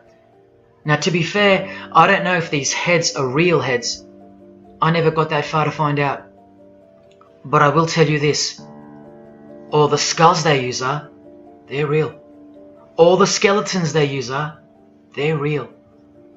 And they run every single noteworthy funeral home in Australia and the world. I know that personally and for a fact. Once again, you are only seeing the tip of the iceberg, because I can't bring myself to tell you about what I really know of the rituals that come up to the 33rd degree Freemasonry. For as much as they celebrate life in various grotesque ways, they also celebrate death in ritual form, which are the things I can't speak of to you. They have to celebrate death in order to prove that they can see things through the all-seeing eye, the one that sees above evil and above good, the checkered floorboard, where things kill each other to live, where life is cruel, where morals are broad. There is no sin, there is only nature. See, these Masonic rituals are designed to desensitize the candidate further and further in preparation for the raw truth of Satanism, the truth which is plainly stated by the Grand Pontiff of Universal Freemasonry. Lucifer is the light bearer, and that you should doubt it not, from their own literature and from their own mouths. Until finally the candidate's introduction into the royal art of Freemasonry, witchcraft, the ancient craft. Why do you think that witchcraft has disappeared? It never disappeared. It was hidden, forced to go into hiding by the appearance of Jesus on the human scene. Another reason why he's passionately hated, and soon him and his ways will be done away with in this new world. and so will your rights. You still don't believe me? You're still doubting all the evidence, like the Freemasons are counting on you to doubt? Well, remember from the Encyclopedia of American Religions, the continuing impact of speculative, modern Freemasonry provided fertile soil in which new magical orders could grow. Watch this 2-minute clip. I can vouch for every single thing you hear come from the former Masons' mouths. In the initiation in Freemasonry, we had to be recommended by another Mason. Well, in order to join witchcraft, you have to be first screened. You have to be recommended by somebody currently in witchcraft. Well, when I was initiated, I was blindfolded and bound by a rope, and on your bare chest was thrust the point of a spear. In witchcraft, we were initiated through a very involved ritual, initiation ceremony, wherein the candidate was led blindfolded, bound by a rope, to the edge of the magic circle. And the rope is around your neck and your lid forward. And up front, at the eastern end of the building, is a person who's a worshipful master. And you kneel down before him as if he were a god. You were met by the high priest or high priestess at that time, usually with a sword to your chest. When I went to enter the lodge, a sharp object was put to my left breast. And I was warned that should I reveal any of the secrets of Freemasonry, to know what to expect. When you're presented before the high priest, a sword is held against your chest, and you actually take a blood oath, promising to remain faithful to the secrets of witchcraft. Well, when you are in the room, this blindfold is taken away from you, and this is a time when they say that you're coming from darkness into light. During the initiation ceremony, the initiate is led by the lieutenant of the high priest and is challenged at the edge of the circle by someone saying, "Who goes there?" And the answer is, "One from the world of darkness." In Masonry, the prayers are ended with "So mote it be." Oh, and one of the other aspects of, or distinctives of the craft was that we would always end any spell or ritual where we released the power, this is where the power was released, with the word "So mote it be." By now this should sound like a stupid question, but why do you think that the initiation ceremonies into witchcraft are almost identical to that of Freemasonry? I'm not even going to answer that. Come on, people, wake up with me. Here's Kylie Minogue, a Freemason, okay? Hidden hand of Freemasonry and the one-eye symbolism of the god of her religion. Now here she is giving the vow of silence, but what the masses fail to see is what's written on the book she's holding. Witchcraft. The royal art of Freemasonry. This is what her vow of silence is referring to in the picture. Yes, Kylie Minogue is a witch. And if you're still that deluded by the magic wand that is television, entertainment, movies, media and whatnot, then you'll no doubt fail to use the incredible eyes that God gave you, from which to see the real world with, the evil world, where Satanists are at the helm. The ban on witchcraft was only officially lifted in England in the 50s, after more than 1500 years. So that tells you who's in control now. And when I give you a glimpse into witchcraft in a minute, you'll see why it's evil. And why it should be anything but legal, even when using it for so-called good, because the well they draw from is poisoned. But thanks to propaganda, the craft of the witch has been absorbed into the realm of fantasy. Justin Timberlake here is also referring to magic in this cover art, with the all-seeing eye looking through the number of their god. Magic.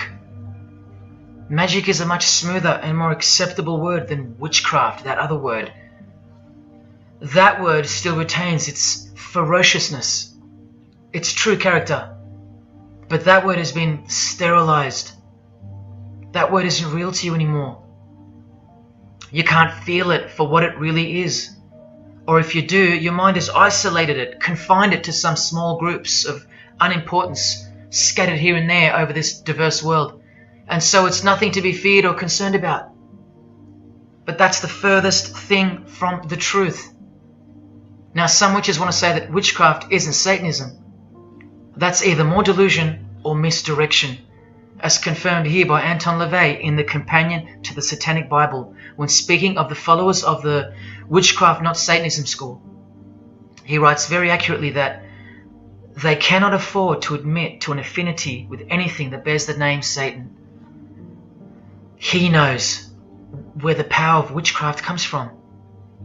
Now, does that mean that Justin Timberlake is a Satanist because of his symbolism and the use of his word alluding to witchcraft in his artwork? Well, yes, actually, that's correct. He is. Here's a quote from one of his songs. You want to see who else is in good company with these famous idols? Suzanne Atkins. Same sign, same religion, Satanism. Do they all have to admit it in the English language for you to believe me? Or can the symbols they use finally be enough for you? Look at what another legendary Freemason, Arthur E. Waite, states. Out of evil comes good. And the confusion of tongues gave rise to the ancient practice of Masons conversing without the use of speech. Out of evil comes good, so it's good to do evil. That's what he's saying.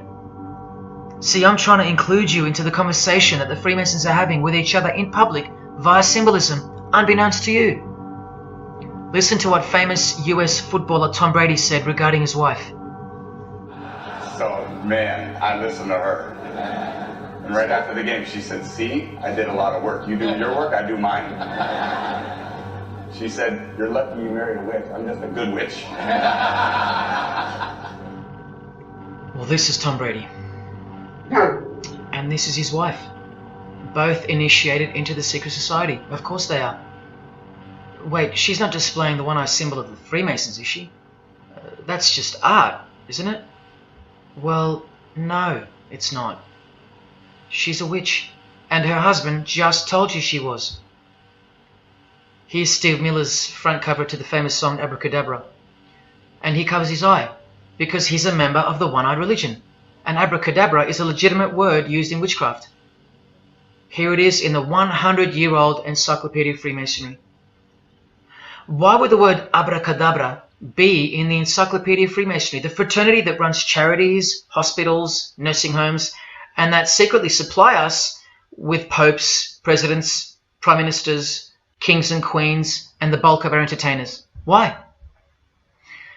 You know, I really think it's time to show you what the Satanists dressed as Freemasons are going to do to you and the world to finally establish their new world, their utopia.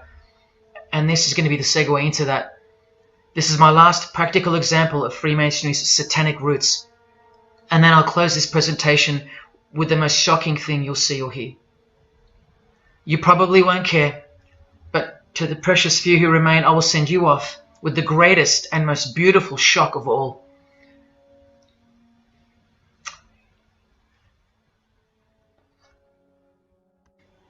This is Jay-Z inside his Masonic Lodge. You can see the Masons in aprons in front of him. This is where Jay-Z takes his sick oaths of silence, kneels down in front of other men and calls them Most Worshipful Master, an appalling title to give to a man on this planet. Jay-Z the Freemason writes songs like this. This one's called Lucifer. And in Empire State of Mind he writes, Jesus can't save you. Life starts when the church ends. Oh, but he can save you, Jay-Z. He can even wake you up just before you collide into a concrete wall doing 120 kilometers an hour. I should know. This is fellow member of the craft Alicia Keys, who sings on the track. Here she is, showing her allegiance and wearing the broken and bloody cross of Jesus Christ, the occult peace sign, pure hatred for Jesus. There is peace when your conscience has been killed, seared to sin, and you can indulge to anything, a false and temporary kind of peace, no doubt. Here's a shot of Jay-Z's clothing line, purely Masonic, The Craft. Well, this is the craft he's referring to. This is him with well-known witch Marina Abramovich, also showing her sign of allegiance to Freemasonry. Now here we go. Here's Jay-Z wearing a most revealing top and the dead giveaway that you need to see behind the curtain of Freemasonry. Do what thou wilt. Do whatever you want. That's the adopted motto of the most notorious Satanist of the 20th century, 33rd degree Freemason, Aleister Crowley. Here is his certificate of appointment, known as the 33rd degree inscription and the double-headed eagle of Freemasonry. And here, next to his name on the certificate, including the symbol for a Grand Commander of Freemasonry, as shown in their encyclopedia. But to really confirm that he's a Freemason, here he is doing the Masonic sign of the Master of the Second Veil. Now here's a legitimate letter from Aleister. Again, the addition of his inscription of the 33rd degree, and he signs off with a symbol of the past Commander of Freemasonry. What does he write beside it? Baphomet. This Baphomet. Now listen to this man to get a clearer picture of the truth behind the secret religion of the stars and the leaders of the world. Aleister is the founder of a Luciferian church called the Ordo Templi Orientis, and he named himself the Beast 666, straight from the Bible, depicting the number of wickedness in human form. In his what's called Liber's writings, he says, "With my hawk's head, I peck at the eyes of Jesus as he hangs upon the cross." Do you see the hatred? You think they don't hate you too? Keep watching. And from the equinox, with the all-seeing eye of Freemasonry, this illustration. What does it mean? The writer himself explains. The picture is symbolic of the new eon, the new age. From the blasted stump of dogma hangs the hag with dyed and bloody hair, Christianity. There's a massive glimpse into the new world order that's coming. Keep watching.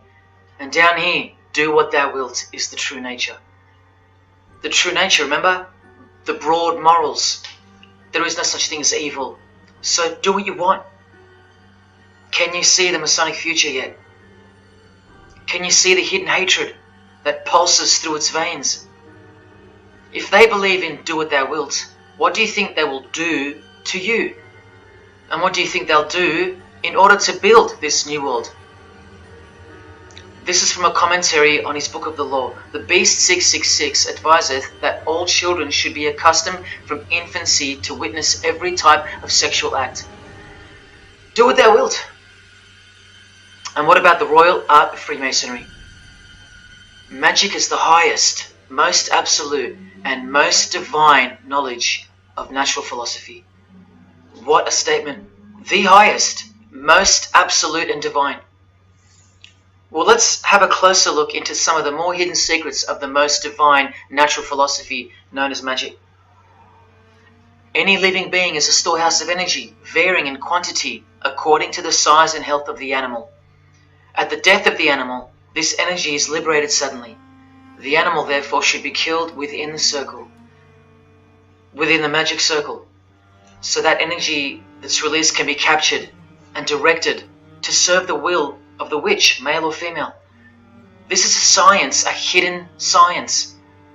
But now hear this, coming from a 33rd degree Freemason, and don't you forget that. For the highest spiritual working, one must accordingly choose that victim which contains the greatest and purest force, a male child of perfect innocence and high intelligence is the most suitable sacrifice.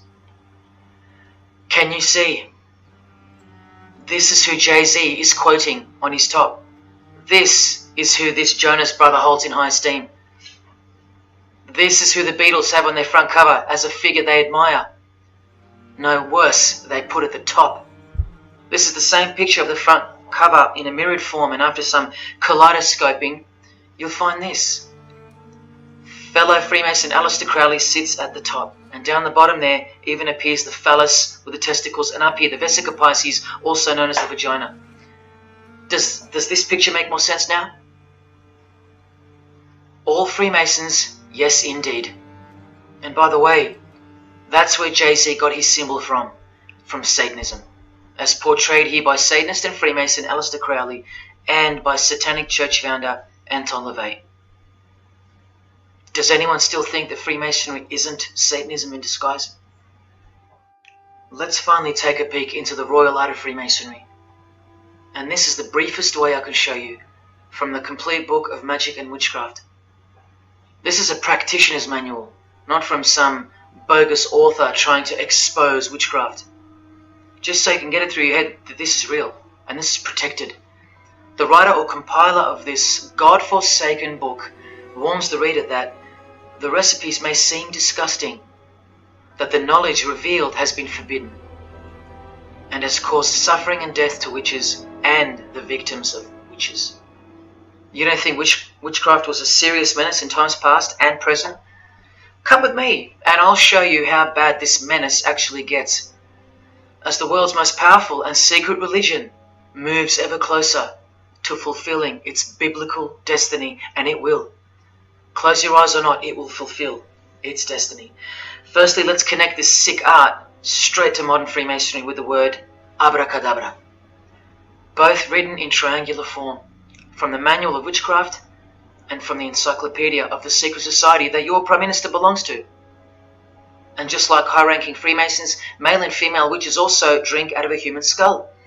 But here the practitioner drinks wine, in which they first dissolve or boil the brains or heart of an animal, before consuming it all from the human skull. In this ritual, the initiate is instructed to drink in the night at spring water, out of a skull of one that hath been slain. That's right, out of the skull of a human who's been murdered or sacrificed. Otherwise, eat a pig with a knife that slew a man. Please don't turn away. Look straight ahead and open your eyes to the planet you are on, because the real monster under your bed doesn't actually go away when you close your eyes. In other rituals of the craft, you burn a rooster while he's alive. With the use of a poisonous plant used in ointments and potions of witches, you can assure death and destruction on a victim. You want to make a female enemy sterile, or a male enemy impotent for the rest of his life? Otherwise, you can just kill them. The hand of glory is the severed hand that is dried and preserved to be used in black magic. Yes, a dead human hand. A black circle is most effective for operations of evil. The use of blood and sex in ritual was considered helpful for obtaining the necessary energy to successfully work magic or achieve mystical insight. But here's where the darkness thickens even further. Animals such as black cats or children may be sacrificed, and participants may drink the blood of the sacrifice. And just so you know that Stanley Kubrick wasn't joking, an orgy of participants sometimes follows the mass. No remorse, just science, the science of witchcraft, the royal art. And here, what's necessary for the working is the fat of young children, dead children. How many children do you think go missing in Australia every year? That's how many. And what about the world? Is it 1 million? Well, according to the International Centre for Missing and Exploited Children, it's 8 million children per year. Do you think that the highest, most absolute, and most divine knowledge of natural philosophy has anything to do with that? Any chance of an international secret system that is bolstered by initiations and degrees, and bound under the most brutal penalties that the human mind can ever devise? Do you think that has any involvement? Any chance of that? Am I saying that this Freemason has sacrificed children? No, I never said that. But did he ever even remotely mention the secret societies? Did he ever try to warn you? Educate you? No, he was under oath. Am I saying that these Freemasons have sacrificed children? No, I never said that either. But have they ever warned you about the secret society that believes that Lucifer is the savior? The society functioning right under your nose, that secret society? No, not a chance. Julia Gillard admitted she belonged to one, but that's about it because they're all under oath. So where does this ancient craft originate from? It originates from the spirit realm, from spirit beings. That's who taught mankind the royal art before civilization began. In this chapter, The Rites of Satanism and Witchcraft, the manual explains that a typical satanic Sabbath was, number one, a homage to the devil, usually performed as the osculum infami, also known as the kiss of shame, which is so shameful that we'll just put it this way. The ritual involves kissing the hindquarters of the devil, the rear. Surely this is far removed from anything to do with Freemasonry. People, the original order of the Knights Templar were found guilty of this very same obscene ritual. And where do you find the modern variant of the Knights Templars of today? I told you, in the highest degree of Freemasonry, right here. Here's a couple of them now. And what's on this Templar's head? From the Masonic Encyclopedia, remember? A symbol of the Baphomet, according to 33rd degree Aleister Crowley. And we can confirm that in the Satanic Bible. That's exactly what's hiding deep inside of Freemasonry. I'm only showing you this to show you the reality of Satanism and the demonic realm, the world you can't see. On this earth? And in this earth and then in a world we can't see. Look here. The hierarchy of demons occupies a more important place in both black and white magic rituals. Both black and white. This is where the power of witchcraft comes from. And this is the reason these bizarre rituals actually function and actually work. Because after the ritual is performed on earth, its effects are carried out to their conclusion in the spirit realm by spiritual beings or demons, actual demons. The reality that is hidden from you. Because if you found out that Satan was real, then that would have to make Jesus Christ real too. And he is the one they hate. And if Jesus Christ is real, that changes everything. And this is how much they hate him. The prayer that Jesus taught his disciples is performed backwards. The high priest is sometimes naked. A prostitute assists him, and a naked virgin, who may later be deflowered, is the altar. Everything that is sacred is defiled, and everything that is filthy is honored as pure. Because of their burning hatred of Jesus Christ, just as he's hated by the fallen angels that they worship. It gets worse when you hear what they use as a substitute for the bread that Jesus broke and told his disciples to eat in remembrance of him. A wafer which initiates me with this, this, and this. Or the name of Satan may be written upon it. And this isn't even witchcraft, this is just a ceremony announcing who they love and who they hate. So is Satan real? It continues to state in the hierarchy of demons at the very top, Satanakia, whose title is the Commander-in-Chief. What did Bob Dylan, the Freemason, call the one he made a bargain with? Should I ask who you made the bargain with? with the chief commander. Same title, Commander-in-Chief, Chief Commander. Are you following? But watch this. In case the darkness is getting a little too thick and encompassing for you, let's shine a little light. The true light that only the Gospels can supply. Speaking to us humans and revealing something about Satan, the Gospels state, you follow the spirit of the age in this world system as dominated by the commander of the spiritual powers of the air.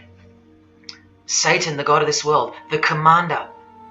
You still think the Gospels are wrong or fake?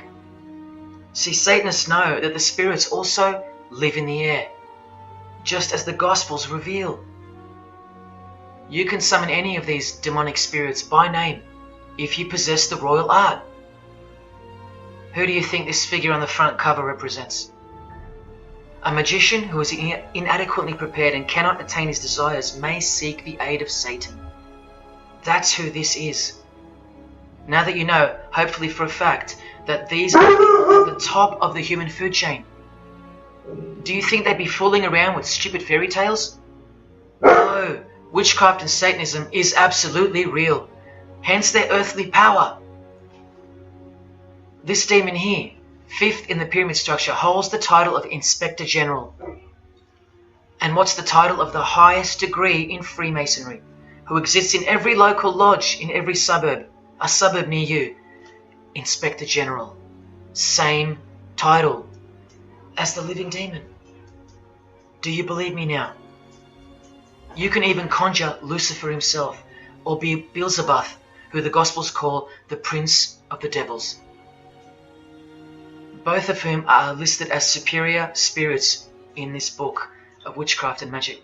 I can show you so much more from this disgusting book, but I'll cut it off here with the seal of Saturn, a demonic sigil from the complete book of magic and witchcraft.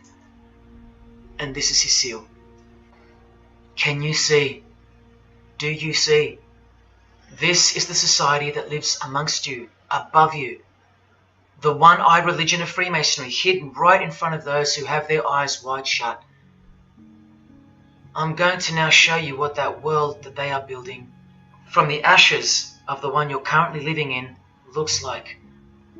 But lastly, to drive this business of blood sacrifice home, here's American rapper Azealia Banks with the 666 hand sign, and now over the all-seeing eye in her video, the eye in the triangle of the Freemasons on her shirt, and the devil's horns, her liberator, her master, her commander. And now displaying the secret society vow of silence. Along with that, the last brief glimpse into the highly concealed royal art of Freemasonry. The amount of crap that's about to come off my floor right now, guys. Oh my 3 years worth of brujeria. Yes, you know I gotta scrape all up. And what does brujeria mean? You know what it means. Witchcraft. Azealia Banks, the witch, with her eye in the triangle shirt, and the logo of, for example, the Grand Lodge of Freemasonry in Spain.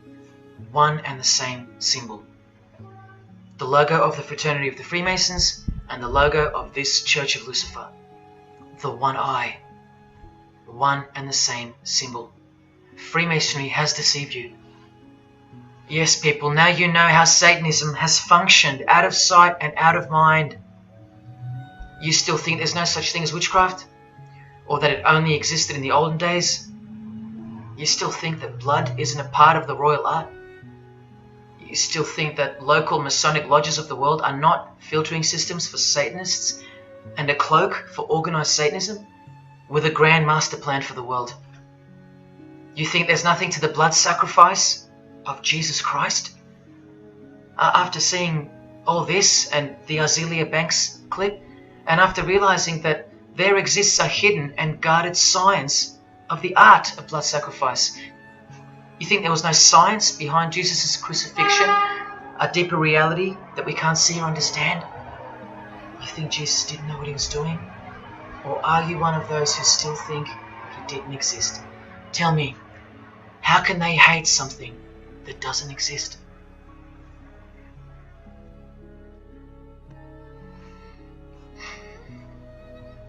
If only you could hear from some other Freemasons who have the courage to break their oaths. But you won't. You won't. This is probably it. But I once heard from a Freemason, an honest one, in about 2016, after I posted this picture on Facebook. He knew. He knew the truth.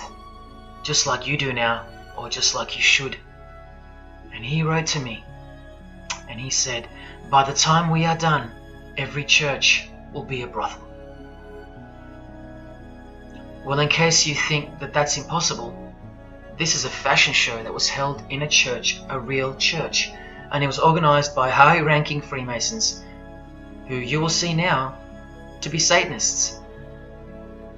Designed to be a heart-wrenching mockery and a colossal sign of the times, this event. Just so you know, it's a Masonic production. Here's the inside of a lodge. See those twin pillars? Well, here they are. See the Masonic checkered floorboard? Well, there it is. See the Masonic square and compass? Well, there it is.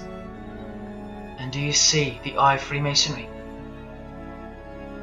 Yeah, there they are. The lower square in the square and compass has been disfigured so that as to not make it too obvious. But now that we've established that, here is the spirit of Freemasonry, as displayed through just a few of the models. This one wears the horns of the Baphomet, the horns of Satan, with his all-seeing eye in the background. More horns. This model wears the all-seeing eye, as does this one. And this disgusting thing with another huge all-seeing eye of Lucifer in the background.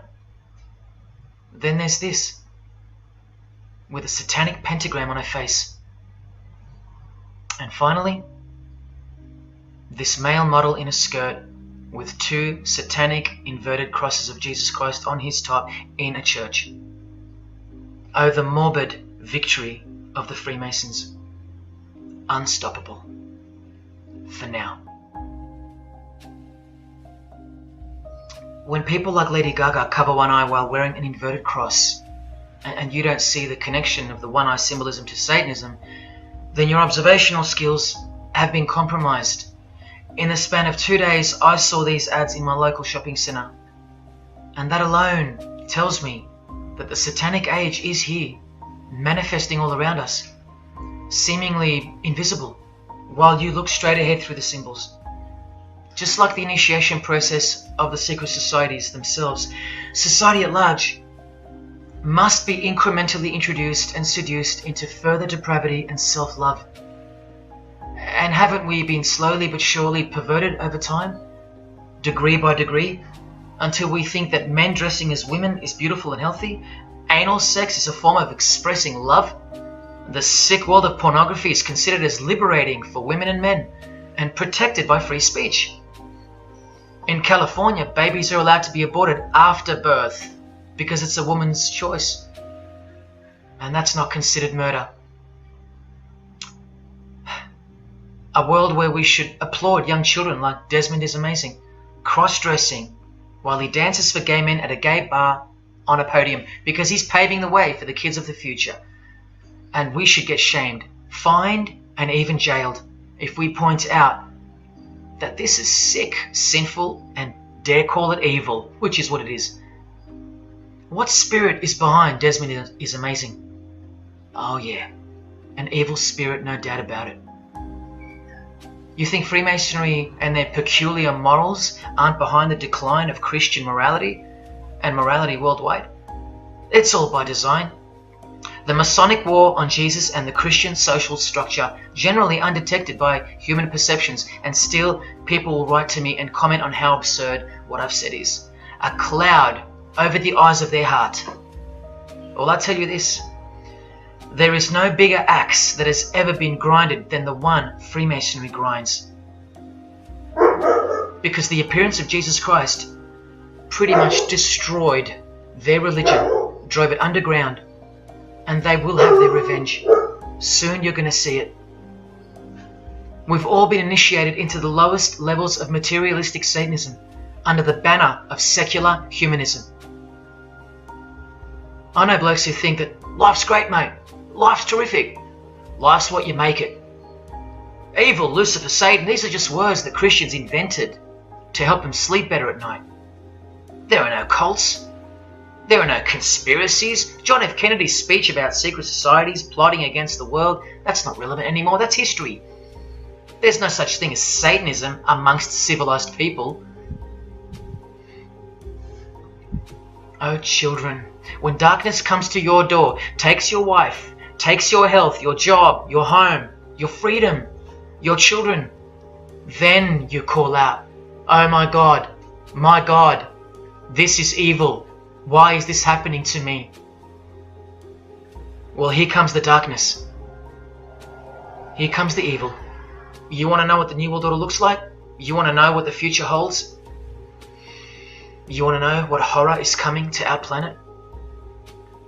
As Jesus told us, for then there will be great distress, unequaled from the beginning of the world until now, and never to be equaled again. Ladies and gentlemen, welcome to the Masonic New World Order. These are the mysterious Georgia Guidestones, also known as the American Stonehenge. They are a set of granite monoliths which were constructed in 1980 and funded by an unknown and anonymous group and commissioned by a man using the pseudonym R.C. Christian. On a ledger beside the monument is written, "Let these be guidestones to an age of reason." Here we have a reference to a new age. With this, we get a clue as to the spirit behind the structure. The Age of Reason happens to be the title of a book by Thomas Paine. Now you can colour him any which way you want to, but whichever way, one glaring colour shines through. Thomas was a hater of Christianity. That's the second clue to the spirit behind the Georgia Guidestones. The third is the fact that the Guidestones feature as what could be seen as a replacement to the Ten Commandments of the Christian God with the new Ten Commandments of the New Age. Because I will not steal, cheat, lie, kill, and so on. They're just, well, too narrow for the New Age, for the Age of Reason. Clearly designed to be a take on the biblical commandments, being 10 in number. They are all very vague indeed. But anyone can ascertain the horror that must first take place before this New Age can begin by looking at the first guideline. Because this one's not vague at all. Maintain humanity at under 500 million. That's right, a reduction of at least 7 billion human beings would be necessary for that. This thing cost the equivalent of $500,000 to build, and the street it's located on is named after it, so that tells you how much reach its creators had. Its presence alone is a disgrace and a declaration of execution to most living people alive today. But let's go on to the fourth clue, as to the spirit behind these monuments. The monuments outlining the Age of Reason. The name R.C. Christian, the so-called person who commissioned the building of these giant slabs, anyone who's versed in secret societies or is a high-ranking member themselves would instantly recognize the pseudonym as a reference to the secret society known as the Rosicrucians, which is just another secret society branch that exists under the umbrella of Freemasonry, which is an extension of all secret societies of the past and is now the mother of all of them. In this Masonic website, Worshipful Master Wynne Westcott urges the Freemasons to consider their status as Rosicrucians. The RC stands for Rosenkreuz. Christian Rosenkreuz is the mythical founder of the Rosicrucian order. And as impossible as it is for me to prove that Thomas Paine himself, the writer of Age of Reason, was a Freemason, he did also write this book, The Origin of Freemasonry. That is the spirit behind the Georgia Guidestones, the satanic spirit, and a straight off the bat view of this approaching New Age. I told you, the whole system is about to change, and it's not going into the future, it's actually going back into the past. The old religion, that's what's taking everything over. And you'll walk straight into it, blind as a bat, thinking these people want to help you. They will appear as your saviors, forgetting or never being told in the first place that all this time there have been two societies in the world. The visible one, which is the one we're in, and the invisible one. Remember that the invisible one considers you profane, vile, and vulgar. Why on earth would they want to keep you around? In a book I can't mention written by them, people are referred to as useless eaters. We've become excess inventory, redundant, and past our use-by date in their eyes. Think about this. According to a prediction by information technology and research advisory firm Gartner, 1/3 of jobs will be replaced by software, robots, and smart machines by 2025. That's 4 years away. Google engineering director Ray Kurzweil anticipates that robots will have reached human-level intelligence by 2029. And by 2050, 80% of all jobs will be eliminated by automation. What on earth are you and your family good for then? What do you think the secret society will do to the vile multitude then? The utopia is coming, but it ain't your utopia. You still think that by the measure of the minds of international Satanism, you should be kept around? This excess baggage that the bulk of society has become? No, no, no. The new age is dawning. And generally speaking, you're not invited. It'll just look like you are. Remember that Charles Darwin, the Freemason, is listed as an influential figure in the Satanic Church. So, mass murder and mass death are natural and necessary themes in the name of evolution. An artificially induced evolution into this. Here's the same image in real life in Eilat, Israel, seemingly unrelated to the seal on the US dollar bill, right? But standing in glory with a Masonic square and compass, telling you exactly who owns this pyramidal symbol, complete with the one eye on top. Same symbol, same designers, worshipping the same God. You should be getting goosebumps by now. Is this a conspiracy led by international Freemasonry? Oh, you don't have to bet your life on it, because your life has already been placed as a bet on your behalf and without your knowledge, but with your permission, because all of the information is hidden in plain sight. In your face is where it's hidden. You're going to lose this battle unless you've been hidden in Jesus Christ, the only one who warned you that the new age is a trap, and that it is the climax to this epic drama being played out on planet Earth. Now hang on, brace yourself, because I ain't gonna let you down. This is a magazine called The New Age, but if you press rewind, you can find its source. Supreme Council of 33 Degree, Freemasonry. This one stretches way back to 1922. See the twin pillars of Freemasonry? Look, this is 19th century Freemason and New Age pioneer Helena Blavatsky on the cover of this edition. She's the one who wrote that darkness is absolute light, and that Satan is the god of our planet, and that we are in hell. But do you think the readers of these magazines are told that? No. Darkness is sold as light. Satan is disguised, and it's him in the details. This Masonic New Age magazine was the precursor to all magazines and trends, promoting the great deception of self-love and spirituality. Meanwhile, you're feeding off the plate that Luciferians serve you. Look at how the Satanic Bible in 1966 reveals the reality behind the curtain. Evidence of a new Satanic age. A new age. The new Satanic age. All rigged and all propelled by Freemasonry. Satanism's magic cloak. After all, and I think you should have guessed by now that Anton Szandor LaVey, the founder of the Satanic Church, the one who vowed to help destroy Christianity, is himself a Freemason.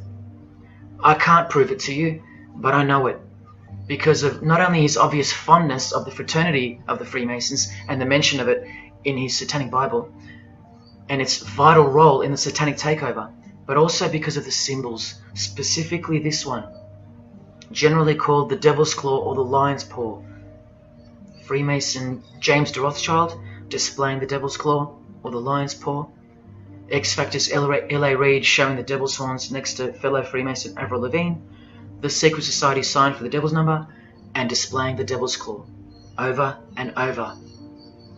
The better example is with New Age guru Annie Besant, co-writer of Lucifer magazine and 33rd Degree Freemason, also showing the Lion's Paw here and here.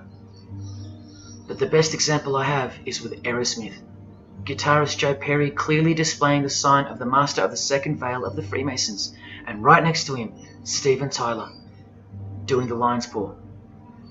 Clearly both Freemasons, secretly showing their allegiance with symbols. And here's Anton LaVey displaying the same Masonic symbol. Yes, a Freemason founded the Satanic Church. Now that we know who's really behind the so-called New Age, Listen to some of the confessions of the New Agers in their literature, once you scrape past all the talk of spirituality and love and rainbows. New Age author, feminist and hater of Christianity, Barbara G. Walker writes in The Woman's Encyclopedia of Myths and Secrets, "A 666, 666, was the magic number of the triple Aphrodite." She further compliments the number when she calls it the miraculous number 666. Speaking of the New Age to come, PhD Christopher Hyatt writes in Undoing Yourself, "As we moved closer and closer to the well-planned for and long-awaited invocation of the Prime Minister unto the very King of Hell, the Grand Vicar of Lord Lucifer." Yes, the very well-planned for and very long-awaited indeed. Do you see what's coming? Mr. Hyde also enlightens us in the fact that opposites do not exist apart from the mind. Evil and good are all in your head. That's why you should brace yourself, because these are the minds creating the New World System. He confirms this. The New Age will require new men, men of high consciousness and fortitude. All of our present dogma models will crumble. He means the Christian and the Christian social structure will crumble. In the introduction to the book, another PhD, Robert Anton Wilson, tells you what the New Age really thinks of the Christian social structure, which you have more or less enjoyed your whole life, Christian or not. Christianity and democracy have been among the worst disasters to ever befall the human race. I told you, atheists, you're going to miss Christianity when it's gone. Here's a picture of Robert with the Masonic eye in the triangle on the wall behind him. Remember where the term New Age came from. So once again, do you think that the new system, the New Age, is going to be democratic, a system that respects you or gives a damn about what you think once it's in place? Let me answer it this way. Christopher Hyatt quotes from one of his literary heroes and famed philosopher, Friedrich Nietzsche, who said, "What is more harmful than any vice? Active sympathy for the ill-constituted and weak, Christianity." So to be a Christian and to actively have sympathy for the weak, that's the worst vice. That's backward and evil. So the answer's no. This is what I'm warning you about. And look, Frederick's work has exerted a profound influence on modern history. That's from Wikipedia. You know what else Frederick said? You probably won't find this on Wikipedia. The domestic animal, the herd animal, the sick animal man. That's the Christian. And what book of Friedrich Nietzsche were these quotes pulled from? The Antichrist. Nietzsche also wrote Beyond Good and Evil. That's how the all-seeing eye sees things, remember? So does Christopher Hyatt mention mass murder and depopulation in his book? Sure, here you go. Those who would survive can do so only by grasping the vision of what lies ahead. The new wave that will carry them into an interesting future. Yeah, where the Vicar of Lucifer is God and Prime Minister. He openly admits the identity of this man. This Antichrist that most of you still think is a fairy tale figure from a fairy tale book. Jesus calls him the man of sin whose number is 666. The actual Antichrist, beloved of the secret societies. Yes, people, the New Age is satanic, actually and literally. On the front cover of this book, in which Christopher was co-writer, you can clearly see the eye in the triangle of the Freemasons above the Baphomet. Christopher admits in another book that both satanic cults and Christian fundamentalists are closer to seeing the truth than most normal people. Yes, indeed, how true that is.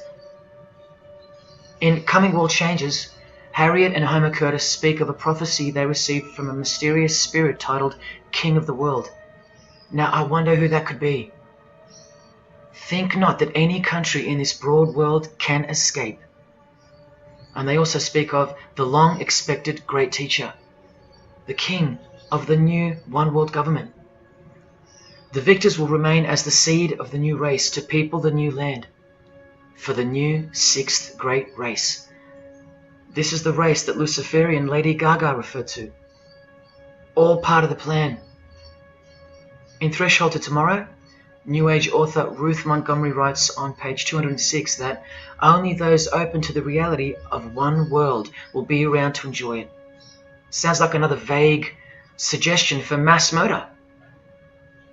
Vera Elder Stanley's book title implies much the same thing: initiation of the world. That's right, it's coming. You think Vera hasn't been initiated into the secret one-eyed religion? What else has she authored? How about the finding of the third eye, the all-seeing eye? New Age author John Randolph Price writes in The Planetary Commission, in question and answer form, how do you define the Antichrist? The answer is pretty amazing. Any individual or group who denies the divinity of man as exemplified by Jesus Christ, the higher self of each individual, which Jesus Christ never exemplified because he is God. If you deny that mere men and women are divine gods, you are unfit for the glorious New Age kingdom. And you are the definition of Antichrist. In Practical Spirituality, he prepares his readers for a population drop of 2.5 billion people before the New Age era can begin. On page 32 of New Age author Barbara Marx Hubbard's book, Happy Birthday Planet Earth, she states that people will either change or die. That's the choice, she says. Notice the New Age has a new gospel, yet all the while, the world will be neglected of the information in the real Gospels, where it warns and predicts. For if someone comes and preaches another Jesus, not the Jesus whom we preached, or another gospel, you are most beautifully tolerant of them. In the Book of Knowledge, The Keys of Enoch, the writer has a quote-unquote direct experience with two spirits, Enoch and Metatron, and they share with the writer spiritually scientific teachings regarding the new system of things soon to be fully manifest. The reason this work is considered extra special amongst its readers is because it was the first book to point out the alignment between the Great Pyramid and the constellation of Orion. The first book ever. That's basically proof that these spirits, Enoch and Metatron, are the real deal. Not only that, it was also the first book to show the direct relationship between DNA coding and the divine name. That's pretty serious, and the atheists should be really waking up by now, because this is the world's most powerful and secret religion we're talking about, nothing less. The writer was told that those who govern the earth are those who have fallen from the heavens. He calls them the masters, and even states that they were punished with penalties that were assigned to each. These are the fallen angels of the Bible, people. These are the masters of the Masonic New Age, as proven here in one of the illustrations from the book. Same symbology. This worldwide catastrophe that is coming will bring about a complete reorganization of Earth's life system. And like all high-grade initiates of the secret societies, every attempt is made to bring positivity to the number of the Vicar of Lucifer. I was given instruction to use the specific light harmonics 666, 999, and 12-12-12. The spirits further inform the writer of the Keys of Enoch that the pattern 666 is used to identify you with respect to the Earth's vibration. The number of the beast of the Book of Revelation of Jesus Christ is not only being glorified, it's manifesting in the world. And from another illustration from the book, once again, the same image we see being used over and over with the eye on top of the pyramid. This is the secret religion that encompasses us and has been influencing us for decades upon decades. 2 to 3 centuries, in fact. Just like the Gospels explain, this is an absolute counterfeit of the truth. Christ is mentioned everywhere, but not Jesus Christ. No, this is the Antichrist spirit, who will eventually manifest and appear to the world as one man. Doesn't sound so mythical anymore when you see that the enemies of Jesus Christ and those behind the New World System, they use biblical terms. And Christ, to depict the antithesis, the anti of the real Christ, their Saviour. And these spirits from the world we can't see are the ones who taught mankind the sick art of witchcraft. Look at who supplies this book online, sacredmagic.com. You know what magic really is and what it really entails now. So once again, you can see the connection, the relationship. If you still think that this phrase, New World Order, is a conspiracy theory, you're suffering from a medical condition. On the Lucius Trust website, the consultants to the European Union, you find the statement that the New World servers are occupied with the task of inaugurating the New World Order. In the same article, this shocking admission is made. 2/3 of humanity will stand upon the path at the close of this age, and with that, 1/3 will die, or to put it surreptitiously, will be held over for later unfoldment. That's the Lucius Trust. The word Lucius being the replacement for the word Lucifer, who works hand in hand with the EU, the European Union, stating that 2.5 billion human beings are planned to be killed off. All predicted by Jesus, and only Jesus. And if you still think I'm joking or misleading you about what these people are and what they plan to do, here's a book written by the founder of the Lucius Trust, the Freemason Alice Bailey, Education in the New Age, where she, well, educates you about mass population reduction. When a form proves inadequate or too diseased or too crippled for the expression of that purpose, it is, from the point of view of the hierarchy, no disaster when that form has to go. Death is not a disaster to be feared. The work of the destroyer is not really cruel or undesirable. Do you see? Did you hear that? Through the all-seeing eye of Lucifer, the destroyer, for the purpose of the new world, death and mass murder isn't evil, it's good. And Alice Bailey in The Labours of Hercules also tries to re-educate us and protect that God-forsaken number, predicted in the Gospels to be associated with evil. The number of the physical plane activity is called the number of the beast. This idea seems to have a horrible fascination with many, but what it really means is that Virgo is the symbol of triplicity, 6 on the physical plane, 6 on the emotional plane, and 6 on the mental plane, not 666 at all. And one more time, from the consultants to the European Union, from their website Lucius Trust, to prove to you that these people are all working toward and waiting for the world leader. The coming of the Avatar and the advent of the coming one are the keynotes of the prevalent expectancy. After everything I've shown you, are you going to ignore this? Or worse, are you going to trust these people, of whom were predicted to this very condemnation 2,000 years ago? Right down to a one-world system, depopulation, and to the man who will carry the number 666, and with it, implement a new system in which you won't be able to buy or sell unless you receive a mark in your hand or forehead. And what's just been announced by Business Insider? Cashless society. Due to this, by 2024. This is the manufactured trend for the world. And you better believe it's fulfilling biblical prophecy. You know that book that's been ripped out of schools and hysterically discredited? Why do you think there's a single eye displayed on all the covers of George Orwell's dystopian novel 1984? It's because the one-eyed religion is the one in permanent control, where democracy and Christianity have been utterly extinguished, and the remaining population live in a whole new level of permanent communism. It is well known that George Orwell himself had ties with the Fabian Society, which is a secret society complete with degrees of initiation.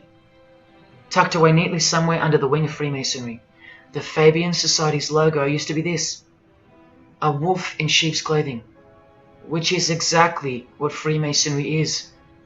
And it was a metaphor for gradually advancing socialism. And socialism is communism for slow learners. This level of denial on our part has been brought on by mass propaganda, because everything has been weaponized to work against you and God's truth. Education, entertainment, and economics. You're a slave to each one. And Freemasonry is the slave master. Listen to the Grand Pontiff of Universal Freemasonry tell you about it in Morals and Dogma. The blind force of the people is a force that must be economized and also managed as the blind force of steam. You are just blind energy to them, made to be enslaved. This force must have a brain. Who do you think the brain is? Freemasonry is the brain, obviously. And he's saying that we're just the body parts that move to its will.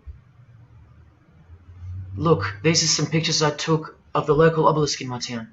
An erect phallus hidden in plain sight. See how the cube at the bottom is rough? In Freemasonry it's called the rough ashlar stone. Well, watch this from Morals and Dogma. The rough ashlar is the people, rude and unorganized. Once again, you can see what this secret society secretly thinks of you. Now see how the stone built on top is smooth? That's called the perfect ashlar. The perfect ashlar is the state, the rulers. Yeah, the one-eye sex cult of Freemasonry, which hides its master, Satanism. Now, where is this brain taking us? Remember, this guy is the general who fought against the United States forces to uphold the institution of slavery. And the Grand Pontiff of Universal Freemasonry, who calls you the vulgar herd and the ignorant multitude, and admits that yes, unbelievably so, Lucifer is the light bearer. This is the highest authority in Freemasonry, the secret religion of all our leaders and idols. Believe it. Now listen to this. The papacy and rival monarchies, all that will become the heritage of the temple, meaning the temple of Freemasonry. The world will soon come to us for its sovereigns and pontiffs. We shall constitute the equilibrium of the universe and be rulers over the masters of the world. They're gonna own it all. And it's true, the papacy and the monarchy have fallen into their hands. All Freemasons now. This is a 150-year-old book, so you can see how far ahead they plan, while we stay ignorant. How do you suppose that they won't achieve the New World Order? The New World Order of death. Of combined and systematic movement and effort, the great revolution prepared for by the ages will begin to march. The future is all planned for by them, and the revolution prepared for by the ages is coming, and it'll look like a natural occurring event, just as current events seem natural. Lastly, from his other book, Legenda, and reading from the ancient and accepted Scottish rite of Freemasonry, Albert writes, "And thus the warfare against the powers of evil, meaning Christianity, that crushed the order of the temple in the 1300s, goes steadily on, and freedom marches ever onward toward the conquest of the world." The conquest of the world, guys. And this is their method. Ingenious as it is, the double-headed eagle, the left and right paradigm. Whether you are pro-abortion or life, prefer Macca's or KFC, Ford or Holden, vote Liberal or Labour, shop at Coles or Woolies, go for the Parramatta Eels or the Canterbury Bulldogs, always the two most opposing forces, the result always feeds the one belly. The two heads always serve the same Masonic beast. Do you get it? That's number one. Number two is the horribly magnificent motto of their double-headed eagle, Ordo ab Chaos. That means order out of chaos. It's the ultimate way to achieve your sinister goals while looking like a hero. With one hand, they create beautiful and noble things. With the other hand, the hidden hand, they destroy and pervert.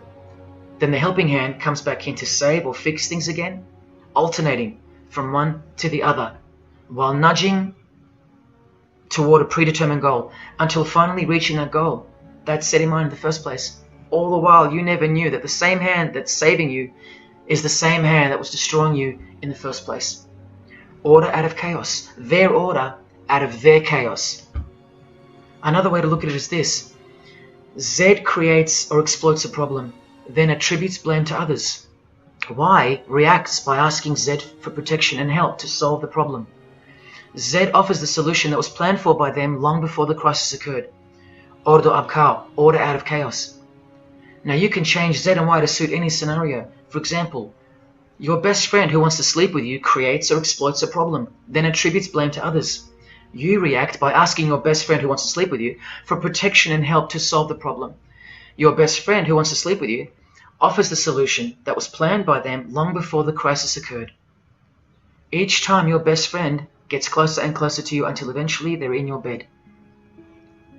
How about your employee creates or exploits a problem, then attributes blame to others?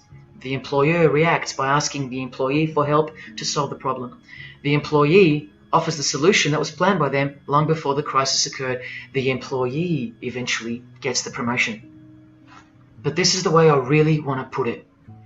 The government creates or exploits a problem, then attributes blame to others. The population reacts by asking the government for protection and help to solve the problem. The government offers the solution that was planned by them long before the crisis even occurred. This is how the Great Revolution, prepared for by the ages by the Freemasons, will begin. So who's going to warn you? Even modern Christianity is steered by Freemasonry. Hillsong won't warn the sheep about Freemasonry and the one world government. What, the Hillsong senior pastor who wrote these books and lives here? No chance. Did modern day Christian heroes like Billy Graham warn you about Freemasonry? Well, no, because here he is giving the Master Mason grip to other Christian giants like Paul and Jan Crouch, all Freemasons. Here he gives the same third-degree handshake to former President Harry Truman, and here to a Muslim Freemason. Billy is listed as a Freemason in the 33rd degree Albert Mackey's History of Freemasonry by the publisher on the inside flap. Billy's son, Franklin Graham, also won't ever expose Freemasonry because he's too busy eating at Voodoo Donuts, where they sell these donuts and these pentagram donuts. More Christian heavyweights like John Hagee or Hagee throwing up the devil's horns. He'll never preach against Freemasonry. Neither will all these world-famous pastors throwing up the devil's horns. Do either of them expose Freemasonry, or the fact that it's the driving force behind the one world government, all predicted by Jesus? Of course not. What about Christian radio or the Christian music scene? No, not a single word of warning whatsoever regarding the satanic church that lives and breathes all around us. Freemasons like Bono, wearing the Christian name tag, his whole band of Freemasons. Bono too should know better than anyone that a one world government is a trap as foretold in the Bible. But Bono supports it. Oh yeah, he works for it. Just like the Masonic Pope does.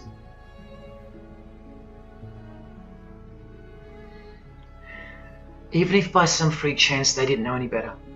No disciple of Jesus can bend their knee to another man in the Masonic Lodge, calling him master and swear to keep secrets. Look what they call each other from the Encyclopedia of Freemasonry. Master Mason, Grand Master, Most Eminent Grand Master, and the most appalling title of all, Most Worshipful Master. Most worshipful. Do you see how extra diluted the Christian Freemason has to be when Jesus said, "Do not be called master, because one is your master"? And what about all those oaths? Don't worry, Jesus covered that too. What I tell you is this: do not put yourself under oath at all, but let your yes mean yes and your no mean no. How's that for an idea? But the Freemasons' yes means no, because they all swear to lie and conceal from the first degree initiation all the way through. What is whispered in your ear, proclaim it from the rooftops. That's Jesus. You see the contrast? How precise he was and still is. You think Bono and the Pope don't know about the Masonic calendar and how it's not the same calendar as ours? From the Encyclopedia of Freemasonry, the real date of the world is found by adding 4000 to the Vulgar era. This whole Christian era is vulgar. So the year in the Masonic world is actually 6021. And this abbreviation is in French, the Vulgar era, beginning since the year of the Lord, since the year of Jesus Christ. That's how they feel about the current age, which is coming to a mind-blowing end by design. Now, do you think Freemasons aren't capable of mass murder? Well, Joseph Stalin murdered approximately 20 million people, and he was a Freemason, displaying the sign of the master of the second veil of Freemasonry.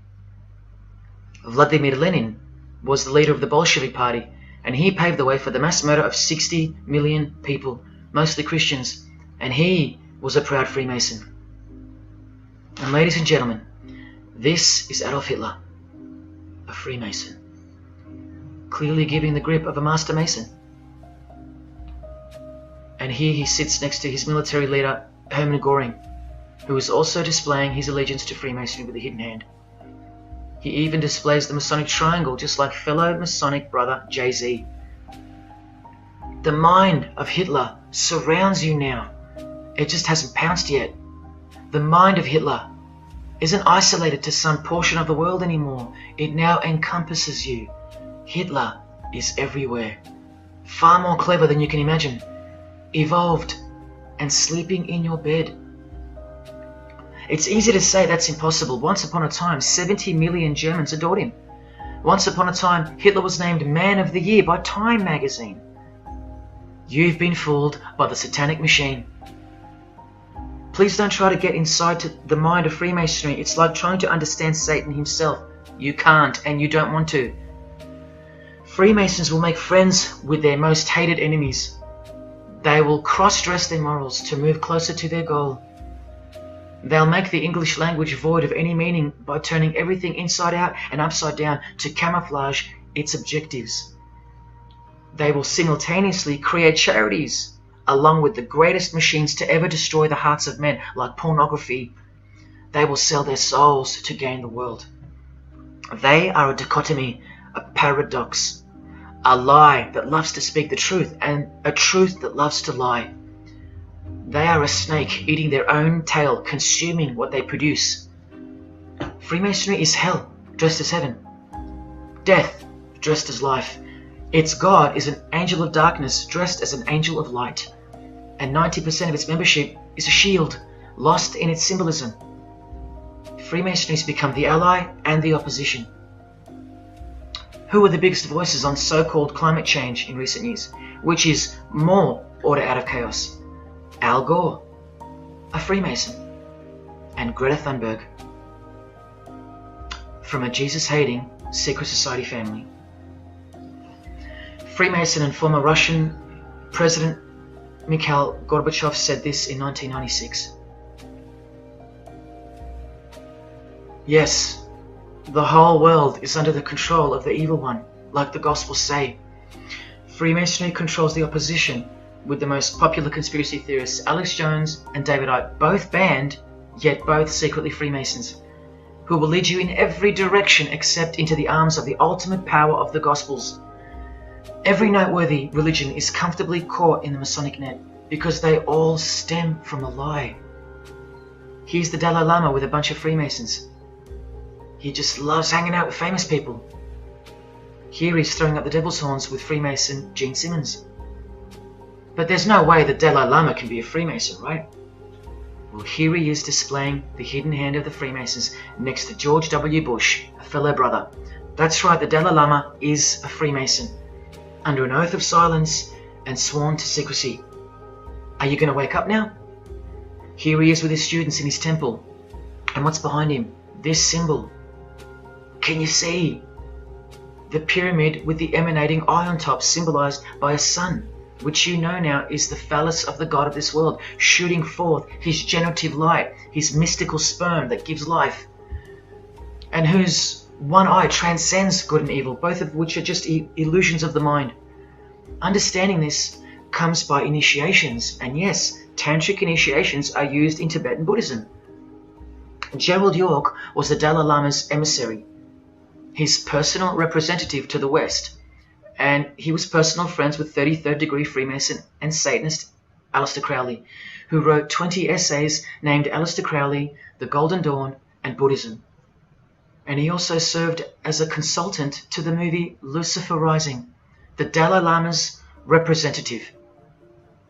See how the eye can also be represented by the sun, caught behind the moon in this movie poster. That's just like the Dalai Lama's logo. And here's a scene from the movie with the Masonic square and compass hidden in plain sight. Look at the symbol of Buddhism, and look at the floor inside every Masonic lodge, symbolizing opposites and equilibrium, which creates life, and where evil is not what it seems, it's necessary. Why do you think the New Age author Christopher Hyatt, who writes that the Grand Vicar of Lord Lucifer is soon to be crowned Prime Minister of the world, notes in that same book his appreciation of Nietzsche, the man who states that the Christian is the sick animal man, the Zohar, which is witchcraft, and Buddha. These are the people he appreciates. Why does he lump Buddha into the same basket? I'll tell you why right now. Because in his highest manifestation, the Buddha, seeing the illusionary world through the all-seeing eye, his third eye, would not interrupt a rape if he happened to walk by, so as to stay detached from the karmic cycle. Whereas Jesus, knowing everything and more than the Buddha, would sacrifice himself, because he was born to destroy evil, not transcend it. So tell me, who would you rather have walk by if you were being raped? A transcendental meditator or Jesus Christ? Whatever you think of me, you will have to reconcile the fact that all the leaders of the world, from Scott Morrison to the Dalai Lama, belong to the very same secret society as Adolf Hitler did, Freemasonry. The secret religion no one speaks about, for good reason, and by good I mean very, very evil. What do you think is going on here? I've told you almost exactly what's going on. We're in a lot of trouble, because in the land of the blind, the one-eyed man is king, and Hitler, Stalin, and Lenin combined will be child's play compared to what's just ahead. Now here's a point-blank picture of the future and the reality of their most brutal truth from the 33rd degree Freemason Aleister Crowley's The Book of the Law. We have nothing with the outcast and the unfit. Let them die in their misery. Compassion is the vice of kings. Stamp down the wretched and the weak. This is the law of the strong. Do you see? Can you see the future yet? Now please pay attention from his other book, Magic in Theory and Practice. This is what all the degrees of initiation are for. And this is what it takes for them to create the New World Order. He speaks of the initiation in the true order of the Rosy Cross. Rosy Cross being another name for the Order of the Rosicrucians. Remember the guys that built this? Now this is a 33rd degree Freemason speaking. It is extremely desirable that he should have attained an absolute degree of moral emancipation. That is purity of spirit and perfect understanding. I've shown you this over and over. Because the world is full of evil, they mimic the morals of nature, because they are the true morals of the true God of this world. That's purity to them. That's true honesty and perfect understanding. Evil is good. That's the moral emancipation he's speaking of. Now watch this and brace yourself, because this is the future. There is a magical operation of maximum importance, the initiation of a new eon. When it becomes necessary to utter a word, the whole planet must be bathed in blood. This bloody sacrifice is the critical point of the world ceremony of the proclamation of Horus, the crowned and conquering child, as Lord of the Eon. I've shown you that secret societies participate in the science of blood rituals. Well, this is what it climaxes into, a massive blood ritual in the name of the new Eon, the new age, which revolves around a divine plan not of this world, as confessed by all of them. You are not who you think you are. You are not where you think you are. Do you see it? Can you fathom? And what blood means in this world? So much more than what you may have known before now. Blood sacrifice is of the utmost importance. It's what the beings in the other realm require, desire. We can't fully understand it. But do you see how the blood sacrifice of Jesus Christ takes on a whole new meaning now? A very real meaning. And guess what? Because of it, the good guy really does win in the end. You either fall under the blood of the world or under the blood of him. There is no middle ground. Blood is like the monetary currency of the spirits, and that's how God bought us back from the legal ownership of the ruler of this world with blood, his own blood. Now you can begin to understand why they hate him so much. Because that's why he was born into the world of flesh, to produce blood of his very own. Not by means of perishable things were you set free once and for all, by the payment of ransom money, but by costly blood, by the one who was visibly manifested at the closing years of the times, for your sake. That is the truth. Do you think it's just a coincidence that this is the last age before the long planned for new order of the ages? That's ages, plural. That means forever. That's the plan. That's why the Gospels say that he was visibly manifested at the closing years of the times, at the end of this last age. In the book 1984, George Orwell told us, if you want a vision of the future, imagine a boot stamping on a human face forever. I've shown you that this so-called New Age is in actuality a new satanic age. And it's not really new at all.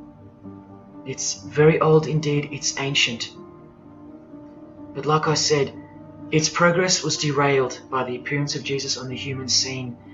Now I'll prove to you that the New Age is an old religion.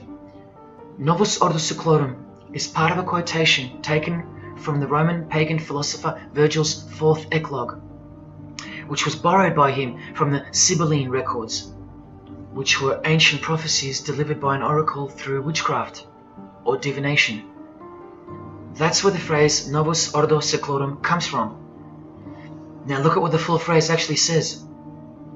A mighty order of ages is born anew. Both the prophetic virgin and Saturnian kingdoms now return.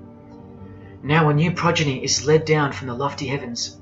Favor, chaste Lucina, the boy soon to be born, in whom the Iron Age shall come to an end, and the Golden One shall arise in the whole earth. We've just been told that the New Age is a Saturnian kingdom, which returns, so it's been here before. Next we see that a new progeny, meaning a new seed, a new race, there's that race again, is coming to earth. And that a boy will be born, who will bring the Iron Age, which is the age we're currently in, to an end. And that the Golden Age, the New Age about to begin, will again arise over the whole world. Now what is the Saturnian kingdom? Well, for starters, this is a band called Saturnian Mist. And here on their front cover, we have a reference to magic. Then we see by the singer's shirt, they're Satanists. Then with his other shirt, we see the connection once again between the inverted pentagram of Satanism and the one eye of Freemasonry, the secret religion of the who's who of planet Earth. Freemason and Satanist Marilyn Manson has a song called Saturnalia, and on a satanic website on ritual offerings for demonic bindings, we find that Satan is Saturnian in nature. Here on the front page we see the inverted pentagram under the head of the Baphomet, and right next to it, a version of the square and compass of the Freemasons, of which a lodge is located near a suburb near you, no matter where on earth you live. The Satanic Church hidden in plain sight. Now let's go straight to the source so you can see for yourself the nature of the New Age Saturnian kingdom found in the full quote of the Freemasons' New World Order seal. From this book, which is a factual study of the single most influential occult organization in modern Germany, the Fraternitas Saturni, or the Brotherhood of Saturn. We learn of the path of the Saturnian initiate, which is outlined in detail with the meaning of all 33 grades, 33 degrees of Freemasonry. This is the very same thing, the same objectives. All secret societies work for the same goal because they all have the same spirit. The only difference between Freemasonry and this Saturnian fraternity is that your local Masonic lodges are veiled and camouflaged filtering systems for future Satanists, from which all influential figures of society are chosen, where the real religion begins at the 33rd degree. Whereas with orders like the Saturnian Brotherhood, there is no filtering system. As such, you're a student of Satanism from the first degree. That's why Satanism's takeover would have been impossible without international Freemasonry. The Saturnian teachings include sexual mysticism, sex magic, and Nietzschean Thelemism. Nietzsche, remember the guy who says that Christians and the mindset to help the weak makes up the sick animal man? The guy who wrote this book and doesn't believe in good and evil. And Thelemism from 33rd degree Freemason, who says that in this book that to initiate the New Age the whole world must be bathed in blood in a bloody sacrifice before man can accept the law of Thelema. Nietzschean Thelemism. That's what the New Age Saturnian kingdom, from which the Freemasons took this phrase from, actually looks like. This factual study on the Saturnian Brotherhood is filled with references to Lucifer, Satan, magic, sex magic, blood, sacrifice, the number 666 as mentioned by Jesus Christ himself, and of course, Freemasonry. The secret society that all of our politicians and entertainers belong to. And what's the demonic sigil for Saturn? The Masonic square and compass. Are you going to snap out of it now? When you see a beautiful sunrise and smell the fresh air, or hear a great song, or see a great movie, are you going to forget where you really are? When you hear people using Jesus Christ's holy name as a cuss word, are you going to forget where this phenomenon really came from and why it's taking place? Now that you've seen how actual and bona fide the reality of 666 is from their own mouths and symbols, let me show you where else it's revealed. Do you see these Roman numeral numbers down here? They add up to 1776, the year that America officially became the country we know of today. And also the year of the birth of another secret society, which was absorbed into Freemasonry after it was banned in 1785. But look, the base numbers. M is 1,000, C is 100, and X is 10. All you have to do is subtract the base numbers. 1776 minus 1,000 minus 100 minus 10. Or simply remove the Roman numerals which represent the base numbers. No, I'm not playing tricks on you. Neither are your eyes. But someone else is. Now that you've seen the prevalence and seriousness of this horrid number, now that you've seen what you've seen, I can show you where else it appears. This figure is represented by the numbers. To make this work, they had to remove the number 1 altogether and separate the 2. Of course, we'd be too dumb to pick up on it. But 789 minus 456 is this, multiplied by this lonesome 2. That's right. This dark and mysterious figure is none other than the long-anticipated Antichrist, the ruler of the Saturnian kingdom,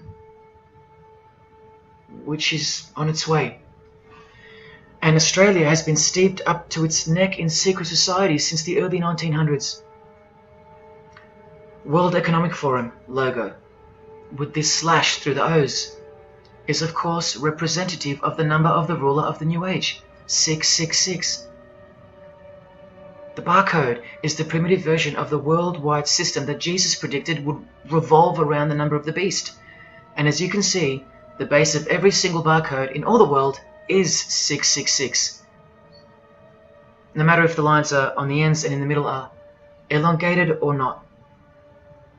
I found that out from the horse's mouth in an interview with the man who was commissioned by IBM to come up with a new way to automate data collection. There are in fact 3 6s in the Google logo, which comes from this occult symbol. Coincidence? And he found in a Masonic lodge the square and compass symbol appears in the middle of a hexagram, which is a symbol used in the royal art of Freemasonry, witchcraft, as shown in this book. Well, among other things, the hexagram itself can be broken down to quite clearly represent 666. This is a Masonic square and compass designed by the Manal Masonic Lodge, symbolizing world unity. At the top you find the logo of the United Nations. Well, there are 33 segments in the UN logo, symbolizing the 33 degrees of Freemasonry. See this crop circle here, with the Masonic eye on top of the pyramid? I know nothing about crop circles and the phenomenon of them, but I know how many rays are coming off the eye. 33. 33 degrees of Freemasonry. Don't forget that the highest authority of Freemasonry already admitted to be the designers of the pyramidal seal in a 1962 edition of their magazine, The New Age. I've shown you how the inverted pentagram makes for the spelling of the word Mason in the same seal. Well, that same pentagram with the elongated top horns appears here in a European Union logo. An inverted satanic pentagram right in front of our eyes. Here's the European Union building architecturally mimicking the Tower of Babel. That was the very same tower that the God of the Bible destroyed thousands of years ago, according to the Bible, when Nimrod, one of the admitted founders of the original craft of Freemasonry, tried to unite the world under one world government. So this logo and this building design is a clear statement to the God who intervened the first attempt at a world government. This is England's Secret Service logo for MI5 with the word intelligence being symbolized by the eye of Lucifer, who was viewed as the most intelligent entity in existence by the secret societies. And this is the symbol for the Information Awareness Office. You know exactly who's in control, and now you know exactly what they want, and they will get it. In a 1962 article written by former US President and Freemason's wife, Edith Roosevelt, in the New Hampshire News, and speaking of the spiritual counterpart building for the United Nations, called the Temple of Understanding, she writes that the symbolism planned for the building dates back to the black magic practiced by the high priests of ancient Egypt, and that the building will contain a giant eye. You don't have to wonder why now, because you know why. This clothing designer is fully aware that the one-eye symbol is synonymous with Satan and a hatred of Jesus. Does this movie poster make any more sense to you now? Well, are you ready for the second biggest shock of all? Whatever you think of what you're about to see, please come see me on the other side of this so I can show you something.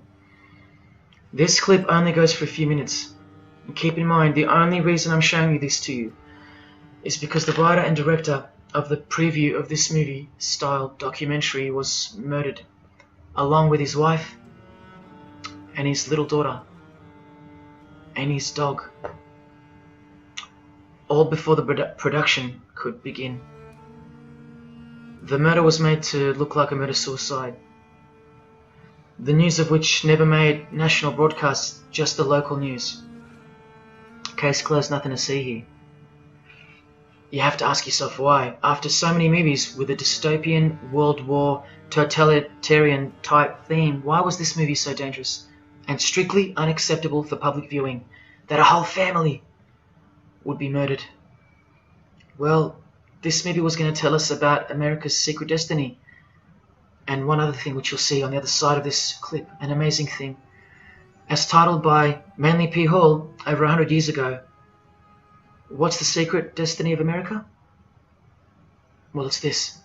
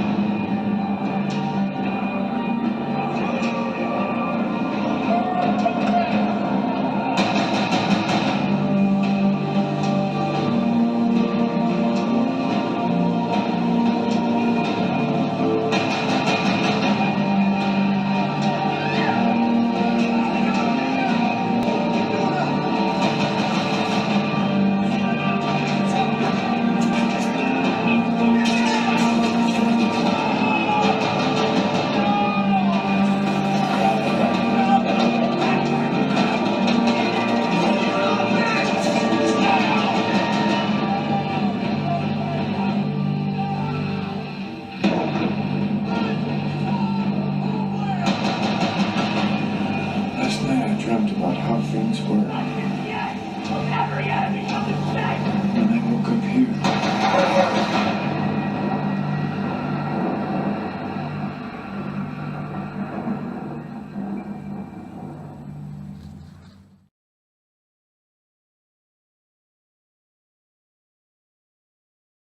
What was David's hidden message inside the Grey State? And could it be the reason for his death? Perhaps the scariest part of Grey State's conceptual trailer is this character here, who appears to be operating a guillotine. David Crowley was very intentional in this frame of the movie. He added something that I believe he wanted the people to know about. Who is the identity of this executioner? If you look closely, you will see that this terrifying character is wearing something around his waist. It appears to look like an apron. The executioner wears a Freemason apron, complete with the all-seeing eye, the compass, and the 2 pillars. I do believe David Crowley is trying to tell us something. He is telling us that the organization behind the French and American revolutions, the organization behind the Italian Revolution of 1830, the organization that outlined a plan to overtake the Vatican in a document called the Alta Vendita, the organization behind the Trail of Tears and the deaths of thousands of Native Americans under Freemason Grandmaster Andrew Jackson, the organization behind the Ku Klux Klan in the United States post-Civil War and its rebirth in 1915, the organization behind Hiroshima and Nagasaki during 33rd degree Freemason Harry Truman's presidency. These are men with a radical revolutionary agenda throughout the entire world because they worship and follow a radical revolutionary deity. The first to have led a revolt against the Most High Lord.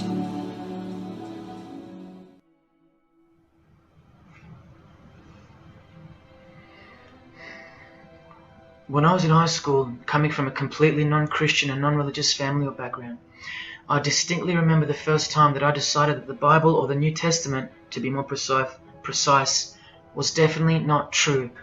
Made up, fairy tale, whatever. It was one verse, one scripture that to me at the time proved unequivocally that it wasn't written for our time. A prophecy that was impossible to be fulfilled. Here's the verse. And I saw thrones, and they sat upon them, and authority to administer justice was given them. And I saw the souls of those who had been beheaded, because of the testimony they bore of Jesus, and because of the word of God. No way could guillotines be introduced as a form of execution in the 21st century, right? No way. Proof that the Bible was a prehistoric book written for prehistoric people. And this is long before he woke me up on a midnight highway to spare my life from a high-speed collision into a concrete wall. Ladies and gentlemen, in 2021, like the smartphone or the smartwatch, this is called the Smart Guillotine. Built by Chanel. You know, the perfume and clothing and accessories brand for the rich. What on earth does a perfume company have to do with chopping people's heads off? Well, I thought I told you that all of this is just the tip of the iceberg. I wonder who really owns Chanel. Well, here's their logo, and there is an eye in the design. And have you seen their drip design? How odd. Welcome to the real world. You ready? This is from a legislation archive from the Georgia House of Representatives in the 1995-96 sessions. This is Bill HB 1274 on the death penalty, guillotine provisions.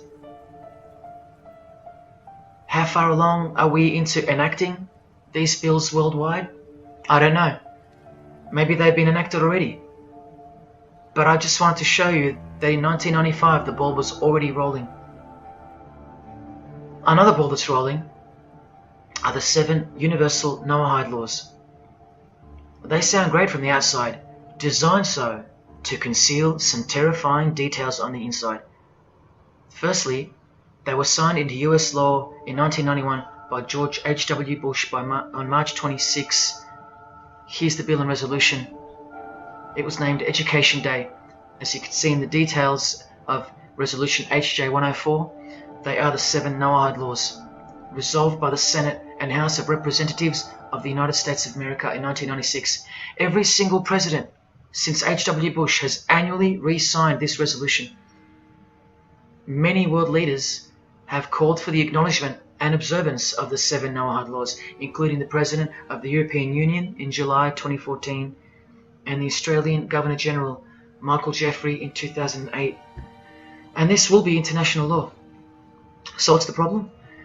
Well, just for starters, the law against idol worship will include, quite specifically, the worship of Jesus Christ as the Son of God, which the Noahide laws will classify as blasphemy, and the punishment for transgressing the 7 Noahide laws and for blaspheming the ineffable name of God by calling Jesus God is decapitation. I'll let you take that in for a second. This will be governed by a world court with no possibility of appeals. Something like this, an international Sanhedrin. Who do you think is truly behind these laws? Well, I can show you that right now. Here is the bill being signed into law by H.W. Bush, and here is their signature hidden in plain sight, the hidden hand of Freemasonry, displayed by this sinister and gloating looking individual. And you know what Freemasonry is a cover for now. Who do you think designed the guillotine in the first place? This guy, Joseph Guillotine, a Freemason. Still don't believe in the prophecies of Jesus Christ? You're still in denial?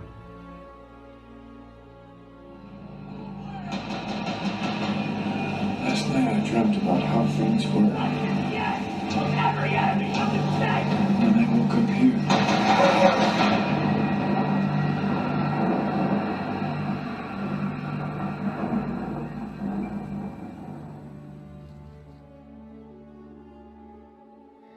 Well, that's why the director was murdered.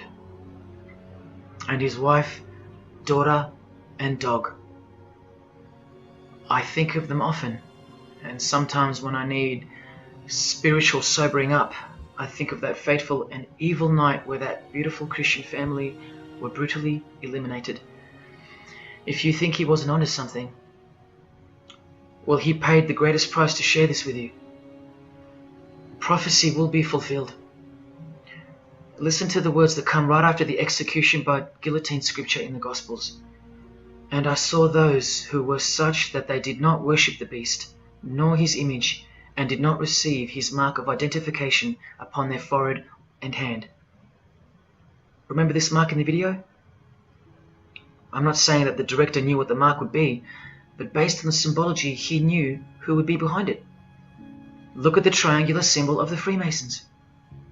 The Masonic triangle around the eye, and the Brotherhood of Saturn. Now look at the front cover of the book written by New Age author Maurice Nicoll. The mark. Same symbol. Identical to the symbol used by J.K. Rowling, who said its design was inspired by the Freemasons. Who has this tattoo, which represents the Baphomet. Well, Solve Coagula is the process in which they will bring this New World system to life. It's identical to the Masonic motto of order out of chaos. Solve means dissolve or destroy, and coagula means to bring the elements back together into a new and higher form, a new and higher system. Jesus described it as the beast system, and one way or another, we will be marked as a form of identification in order to participate. But first, chaos must ensue. A deep Masonic truth, which is mostly true anyway, is that destruction precedes construction. It's like having to destroy a tree in order to create a table. The same principle applies to creating the New Age. That's why I know that the process which involves the creation of a new system must involve the destruction of this one. Now, this is the last referenced work I'm going to use to show you who will be the head of that system, that one world government. A book by David Spangler, considered as one of the founding fathers of the modern New Age. He also has an intimate relationship with the United Nations, as shown in 1975 document which was uploaded to the UN archives in 2006. Please pause to confirm that, where you can find his name listed under the Board of Directors for the Planetary Citizens Group. In his book, Reflections on the Christ, David Spangler, remember, one of the founding fathers of the New Age and a member of the Board of Directors in a United Nations sanctioned program, repeatedly upholds and honors the entity known as Lucifer. He tells us all about what is required to step into the New Age. Well, mainly, what's required is a new understanding of the angel Lucifer. He writes that when this great project of evolution began, man went forth as consciousness to learn his divinity, and Lucifer went with him. It is important to see that Lucifer, described as an angel, a being, a great and mighty planetary consciousness. He says that, just like in Halloween and trick or treat, if the person offers a treat to Lucifer who knocks on his door, and the person says to Lucifer, "Come in, and I will give to you the treat of my love and understanding, and I will uplift you in the light and presence of the Christ," Christ meaning my outflow, then Lucifer becomes that being who carries the ultimate treat, the light of wisdom. Lucifer represents experience. Lucifer is literally the angel of experience. The Luciferic element becomes the true revealer of light, the angel of light. The light that reveals to us the path to the Christ comes from Lucifer. The Christ that he refers to obviously is the Antichrist spirit, who will eventually manifest on earth as one man. But for some odd reason on page 60 he feels compelled to clarify that he was only joking once when he said maybe to enter the New Age we all need to take a Luciferic initiation. Well, that's definitely no joke. That's right, Lucifer is the savior of the secret societies. The solar system was the manifestation of the consciousness of a very great being known as the Solar Logos. And if we go back to the secret society of the Brotherhood of Saturn, we read that mankind will be able to take a measure of egocentric power from the Solar Logos. In this way, Lucifer is the savior of humankind.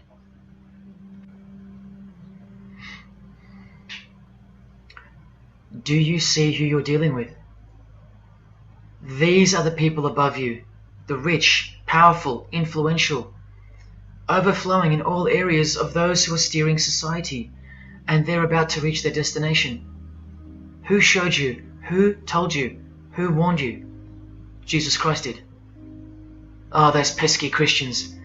In the animation Flushed Away, the villain Toad conspires to genocide all the rats in the Silver World and replace them with a superior species, a new species. No one is aware except for this one rat who's briefly seen in the beginning. He's a Christian rat, a nut job, carrying around a plaque, as some real-life Christians used to, warning everyone of the impending doom that is upon them. What's the twist that's hidden in plain sight for no one to see? Well, the villain Toad, planning the New Age, wears the ring of a Freemason. This ring. And he wears it exactly on the finger that a Master Mason should. It is worn on the third finger of the right hand. There is one who predicted it all, and they know that. That's why he's been so thoroughly discredited, or so it seems. Yes, the nutjob Christian was right all along. Remember one last thing before I close. From Masonic New Age author Christopher Hyatt, who spoke of the well-planned-for and long-awaited invocation of the Prime Minister of the world, when he wrote in his book, "A massive truth that I wish with all my being that you would grasp. Both satanic cults and Christian fundamentalists are closer to seeing the truth than most normal people. The world has always been at war, a spiritual war from the beginning. And if you don't know it, then you're losing the battle. The Gospel tells us so accurately that the enemy we wrestle against is not made of flesh and blood, but it is made of spiritual forces of evil in heavenly realms. That's where the real war is being waged, in the spirit. And now that we know what secret societies are and what they've tapped into, we can rest assured that that statement from the Gospels is true. That's why the common denominator between all of the secret societies is the anti-Christian sentiment. You need to ask yourself why. Why the negative obsession with Christianity? It's not as if Christians run the game. Freemasons have banned Bibles from schools. They teach evolution as a fact. Pornography is thriving. There are no Christian protesters left. Homosexuality is rampant and protected, and Christianity is buckled. Which church preaches against Freemasonry? Which church is telling you about Satan and his hidden church, which has permeated every vein of society? So why do they hate Jesus if they're at the top of their game? Because Jesus Christ is real, that's why. And he left us prophecy that they can't escape. See, the more they win, the more they fall into the hands of the prophecies of Jesus and his Gospels. What a blessing for you, those who would grasp this as truth. What good news for you, and what a terrifying conundrum for them. If you've come this far, and you still don't care, or still unwilling to trust, then you deserve what's coming, as a law of nature. Because you've been warned of all of it. The one world government clearly on its way, cashless society, inevitable, the mark that each person will receive, without which you won't be able to buy or sell or participate in this world, and the manifestation of the name, the number of the name of the one who will implement this system. 666. All of it is coming to pass. Inescapable we are from him. Everything and everyone will fall back into his hands, where he will finally separate the goats from the sheep.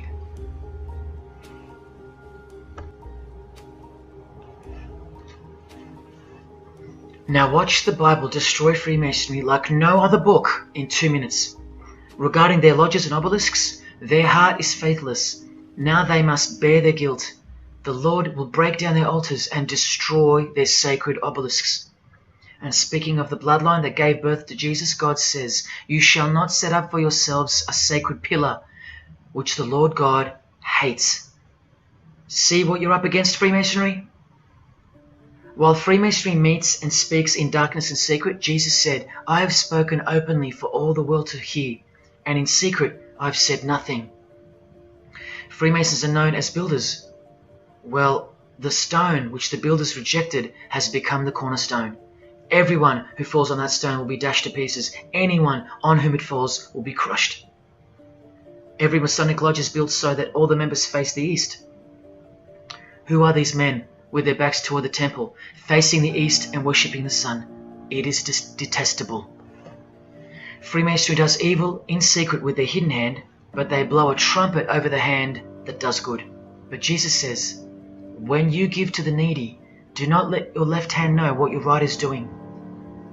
Your good deed must be in secret, and your Father who sees what is done in secret will reward you. You can't become a Mason if you're broke, blind, maimed, or have a criminal record. Jesus said, but when you give a banquet, invite the poor, the crippled, the lame, the blind. Freemasonry takes pride in its secret rituals and is hungry to rule the world. The Gospels say that their destiny is destruction. They make appetite their God. They take pride in what should bring shame. Their minds are set on earthly things. Freemasonry believes that the light is but darkness visible. The Bible says, woe to those who call evil good and good evil, who put darkness for light. And Jesus further said, if therefore the light which is in you be darkness, how great a darkness that would be. Freemasons spend their whole lives taking gruesome oaths of secrecy. Jesus said, but above all things, my brethren, stop the practice of putting yourselves under oath. Freemasonry is built upon a hierarchical system, a pyramidal system. Jesus said, for everyone who exalts themselves will be humbled, and whoever humbles themselves will be exalted. We could go on and on, but we're going to end on this one. Exclusively written for the practices in the lodge room of political Freemasonry. A troublemaker and a villain who goes about with a corrupt mouth, who winks with his eye, signals with his feet, and teaches with his fingers, who plots evil with deceit in his heart. He always stirs up conflict. Therefore, the disaster will overtake him. He will suddenly be destroyed. That is Freemasonry through and through. And apart from the man in the mirror, prior to your baptism of the Holy Spirit, Freemasonry is the villain. They do go about with a corrupt mouth as they are sworn to secrecy. They do proverbially wink with the eye, making the one eye. They most certainly signal with their feet and teach with their hands and fingers. In the lodge, I can vouch. And they do plot evil, stir up conflict, in order to further their goal of the New Age and the New World Order, the greatest conflict being up ahead. But thank God Almighty above, the verse also tells us that disaster will overtake them, and they will be destroyed. One frightful and glorious day. You can count on that. Because the only thing you can count on in this world, more than death, more than taxes, is the Son of God.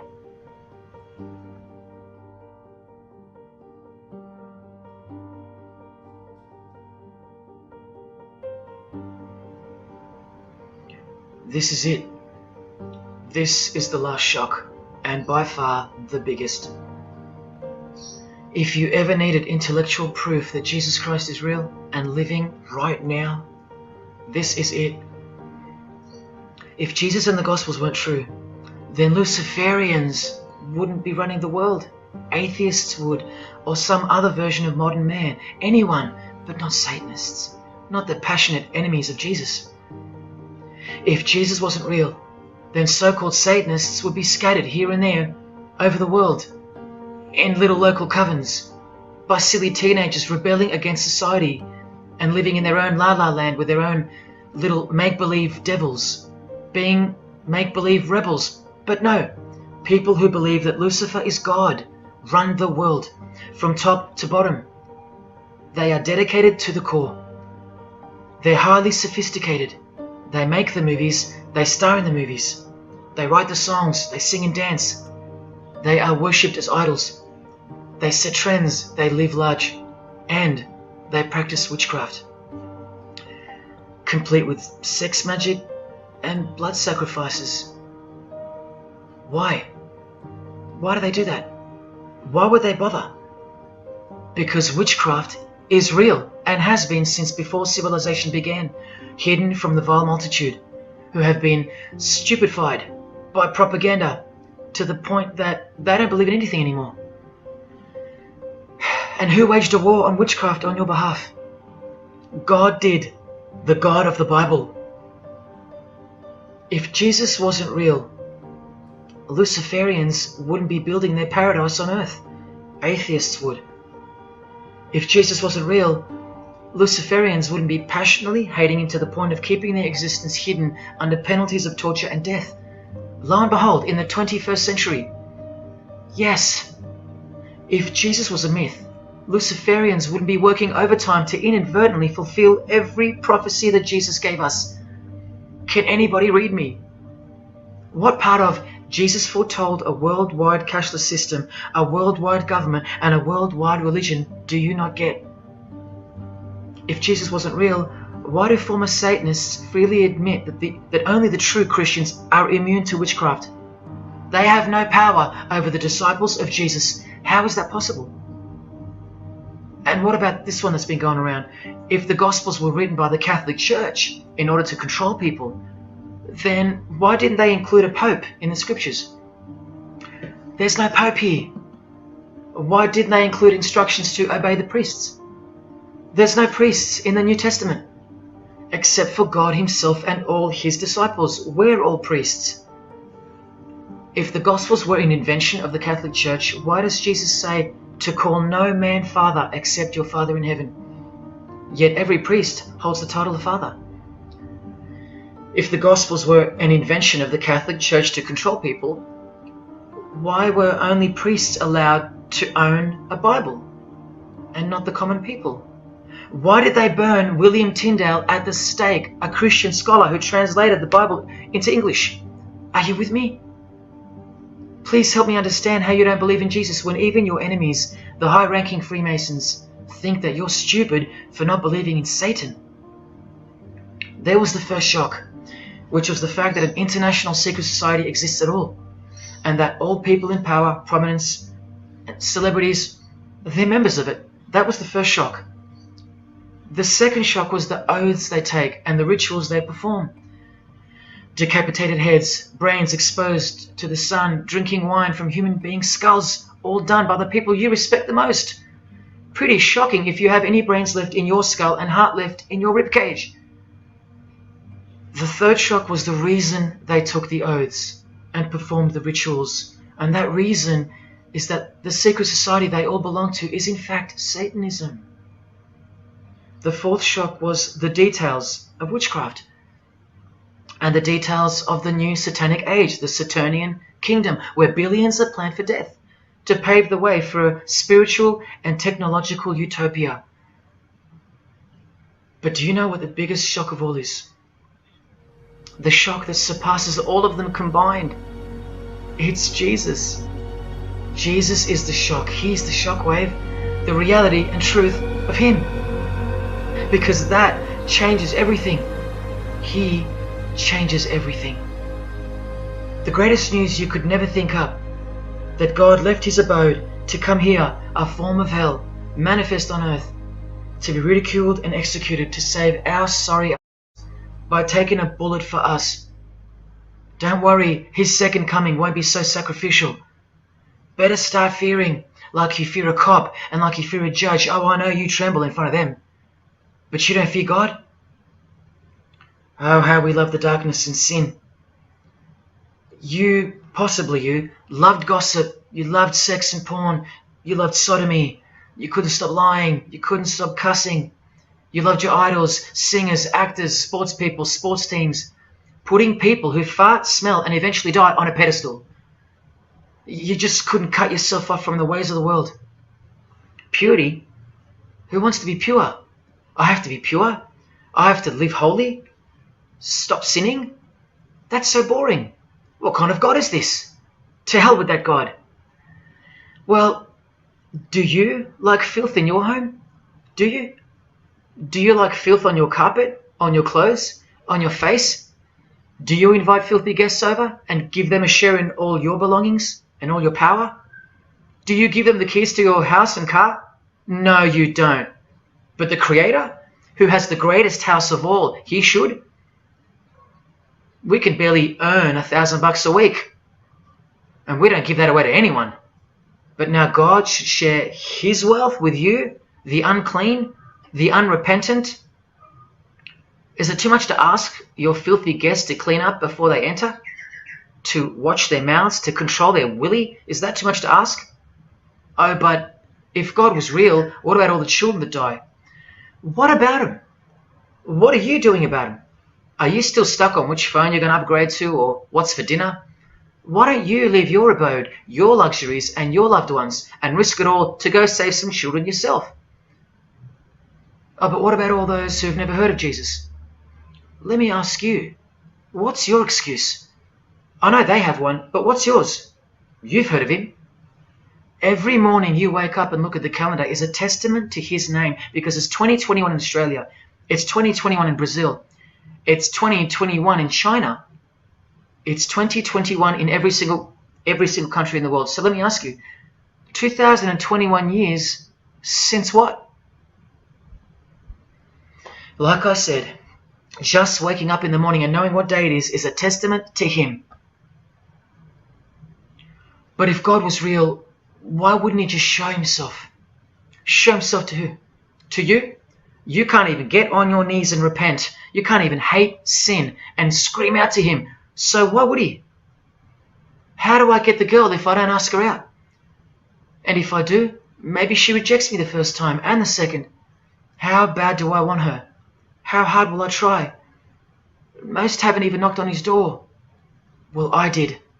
I just kept knocking and knocking, and then I started banging and banging. I refused to leave His porch. I lay there like a hungry puppy. But even when He answered the door, I did the runner, because He was too big for me, and I loved sin a little too much. Yet He still left the light on for me. But here's the craziest part about people who ask me why He doesn't just show Himself the way they'd like Him to. Their hearts have been so hardened that even if he did appear to them, in 2 weeks they would go back to being their old self, and he knows that. That's why. They might even forget it ever happened. Oh, that was just a crazy day. That was probably all in my head. Oh, how we love to make excuses. But if God was real, what about all the other gods? What other gods? Did Buddha perform a miracle for you? Did he affect a plethora of witnesses? Were his followers stoned to death, sawn in half, eaten alive? Did historians of his era leave any trace of him? Did he prophesy all the kingdoms that would appear on earth, and in what order? Did he foretell of worldwide floods, of enemies that would despise his followers, use his name as a cussword, and eventually attempt to set up a world kingdom? Did his appearance change the calendar from one end of the world to the other, and predict that his appearance would in fact change the calendar? What did the Prophet Muhammad do for you? Apart from stealing Jesus from billions of people and corrupting the Gospels, did he dedicate his entire life to sinlessness? Did he remain celibate so that his blood could make a difference in the hidden realm by the science of sacrifice, which is practiced in secret every day, in order to shield your very soul? No, he didn't. Instead, he had 11 wives. One of them was 9 years old, and he lived like a king, while the real king lived like a slave, and died like one too, and washed the feet of his disciples, while demons trembled at his name and presence, and still do. And let's not even bother with the other pagan gods, Osiris, Odin, Vishnu, all inventions of fertility cults that worship the sun, sex, genitals, death, destruction, agricultural religions. Did anyone else apart from Jesus Christ ever say the words, "I am the truth"? Have those words even ever come out of someone's mouth? I've heard of "I know the truth," "I have the truth," but "I am the truth"? That doesn't even make sense. Unless truth itself was once upon a time born on earth as a man. Well, of course he's the truth. Where are all the heart-wrenching, knee-buckling testimonies about the indescribable power of this Holy Spirit, which comes in to sweep you off your feet and drown you in its tides, changing you forever? Where are all those testimonies? I'll tell you where they are. In the Christian column. That's where. Oh yeah, you'll get them here and there in every genre, but Christian testimonies simply outclips the rest. Where are all the life-changing, electrifying Hindu testimonies? The Muslim testimonies? A Muslim, Buddhist, or a Jew on the street corner, or from the proverbial rooftops, shouting the truth for all to hear, no matter the cost, because they love us that much, because he loves us that much? Where are they? And Freemason testimonies? Have you even heard of one of those? Satanic testimonies? You ever heard of one of those? A Freemason on his knees, sobbing from joy because of the overwhelming knowledge that Lucifer loves him? No Mason or Satanist has ever done or heard of such a thing. But the biggest cult in size is the cult of society. Where do you think the word culture comes from? And the TV, the doctors, the idols, the PhDs, the scientists, they are the priests of the cult of society. You atheists think you don't live in a religious world of your own, filled with daily rituals and daily worship? Even your beliefs require faith in what your priests teach you. Evolution, no proof. Age of the earth, no proof. Distance of the sun, all faith-based on what you are told by strangers. You can see the rings of Saturn with your telescopes, but you can't see the buggy on the moon that was left behind in 1969, yet you still believe, because you have faith. Don't you worry, no matter who you are, you live in a religious world, because life is religion. And if you're still in the "I'm not religious" category, think again. You all worship something or someone, and your religion is futile. But for you, for the one, whoever you are, remember the advantage that evil has over good. A little good doesn't destroy evil, but a little bit of evil destroys all good. See this glass of water? One single drop of poison is enough to render the whole lot useless or deadly. That means that 99% of the goodness and purity of that water amounts to nothing, all because of one single drop. The whole glass is evil. And so it is with the human soul. You better believe it. Does anyone go out with a stain on their face or on their shirt? You think the soul can't be stained? Think about it. Just one lie makes you a liar. So you can't go where life is, stained with death. Now, in case someone thinks I'm playing the high and mighty role, I tell you this. I used to be a liar. I used to be a pervert. I used to be a drunkard. I used to smoke all kinds of poison. I used to have angry outbursts, use a filthy mouth, indulge in filthy humour. I used to. Past tense. But no more. He finally summoned me. He called my name for the last time. He took my dog, then my music. He took my band, broke it all, and broke me, flooded me clean. He sent for me. He woke me up from a deep sleep on a high-speed midnight highway with a whisper, an actual whisper in my ear, and only meters between me and a concrete wall with my name on it, because he knew I had it in me. I had it in me to lay it all down, risk everything, so I can take a stand for him, for the Gospels, and for you. Well, this is me taking a stand. Brothers and sisters, I did all this for just one person, and I'll be hated and mocked and worse maybe, so that that one, whoever you may be, will wage war on sin and believe. Don't let even one drop in. No matter what the distractions this evil world may place in your path, in order to bury itself and its poison in your heart, where it will take root and overpower the 99% goodness in you. Just like only a few find success in this world, even fewer will find the kingdom. It's far more difficult than winning X Factor, or making $1 billion, or reaching a 33rd degree of a secret society. It's as difficult as loving your greatest enemy. And that's just about impossible. But if you can figure out how to do that, then you've found the road to life. And I hope to see you soon. God love. Jesus wins.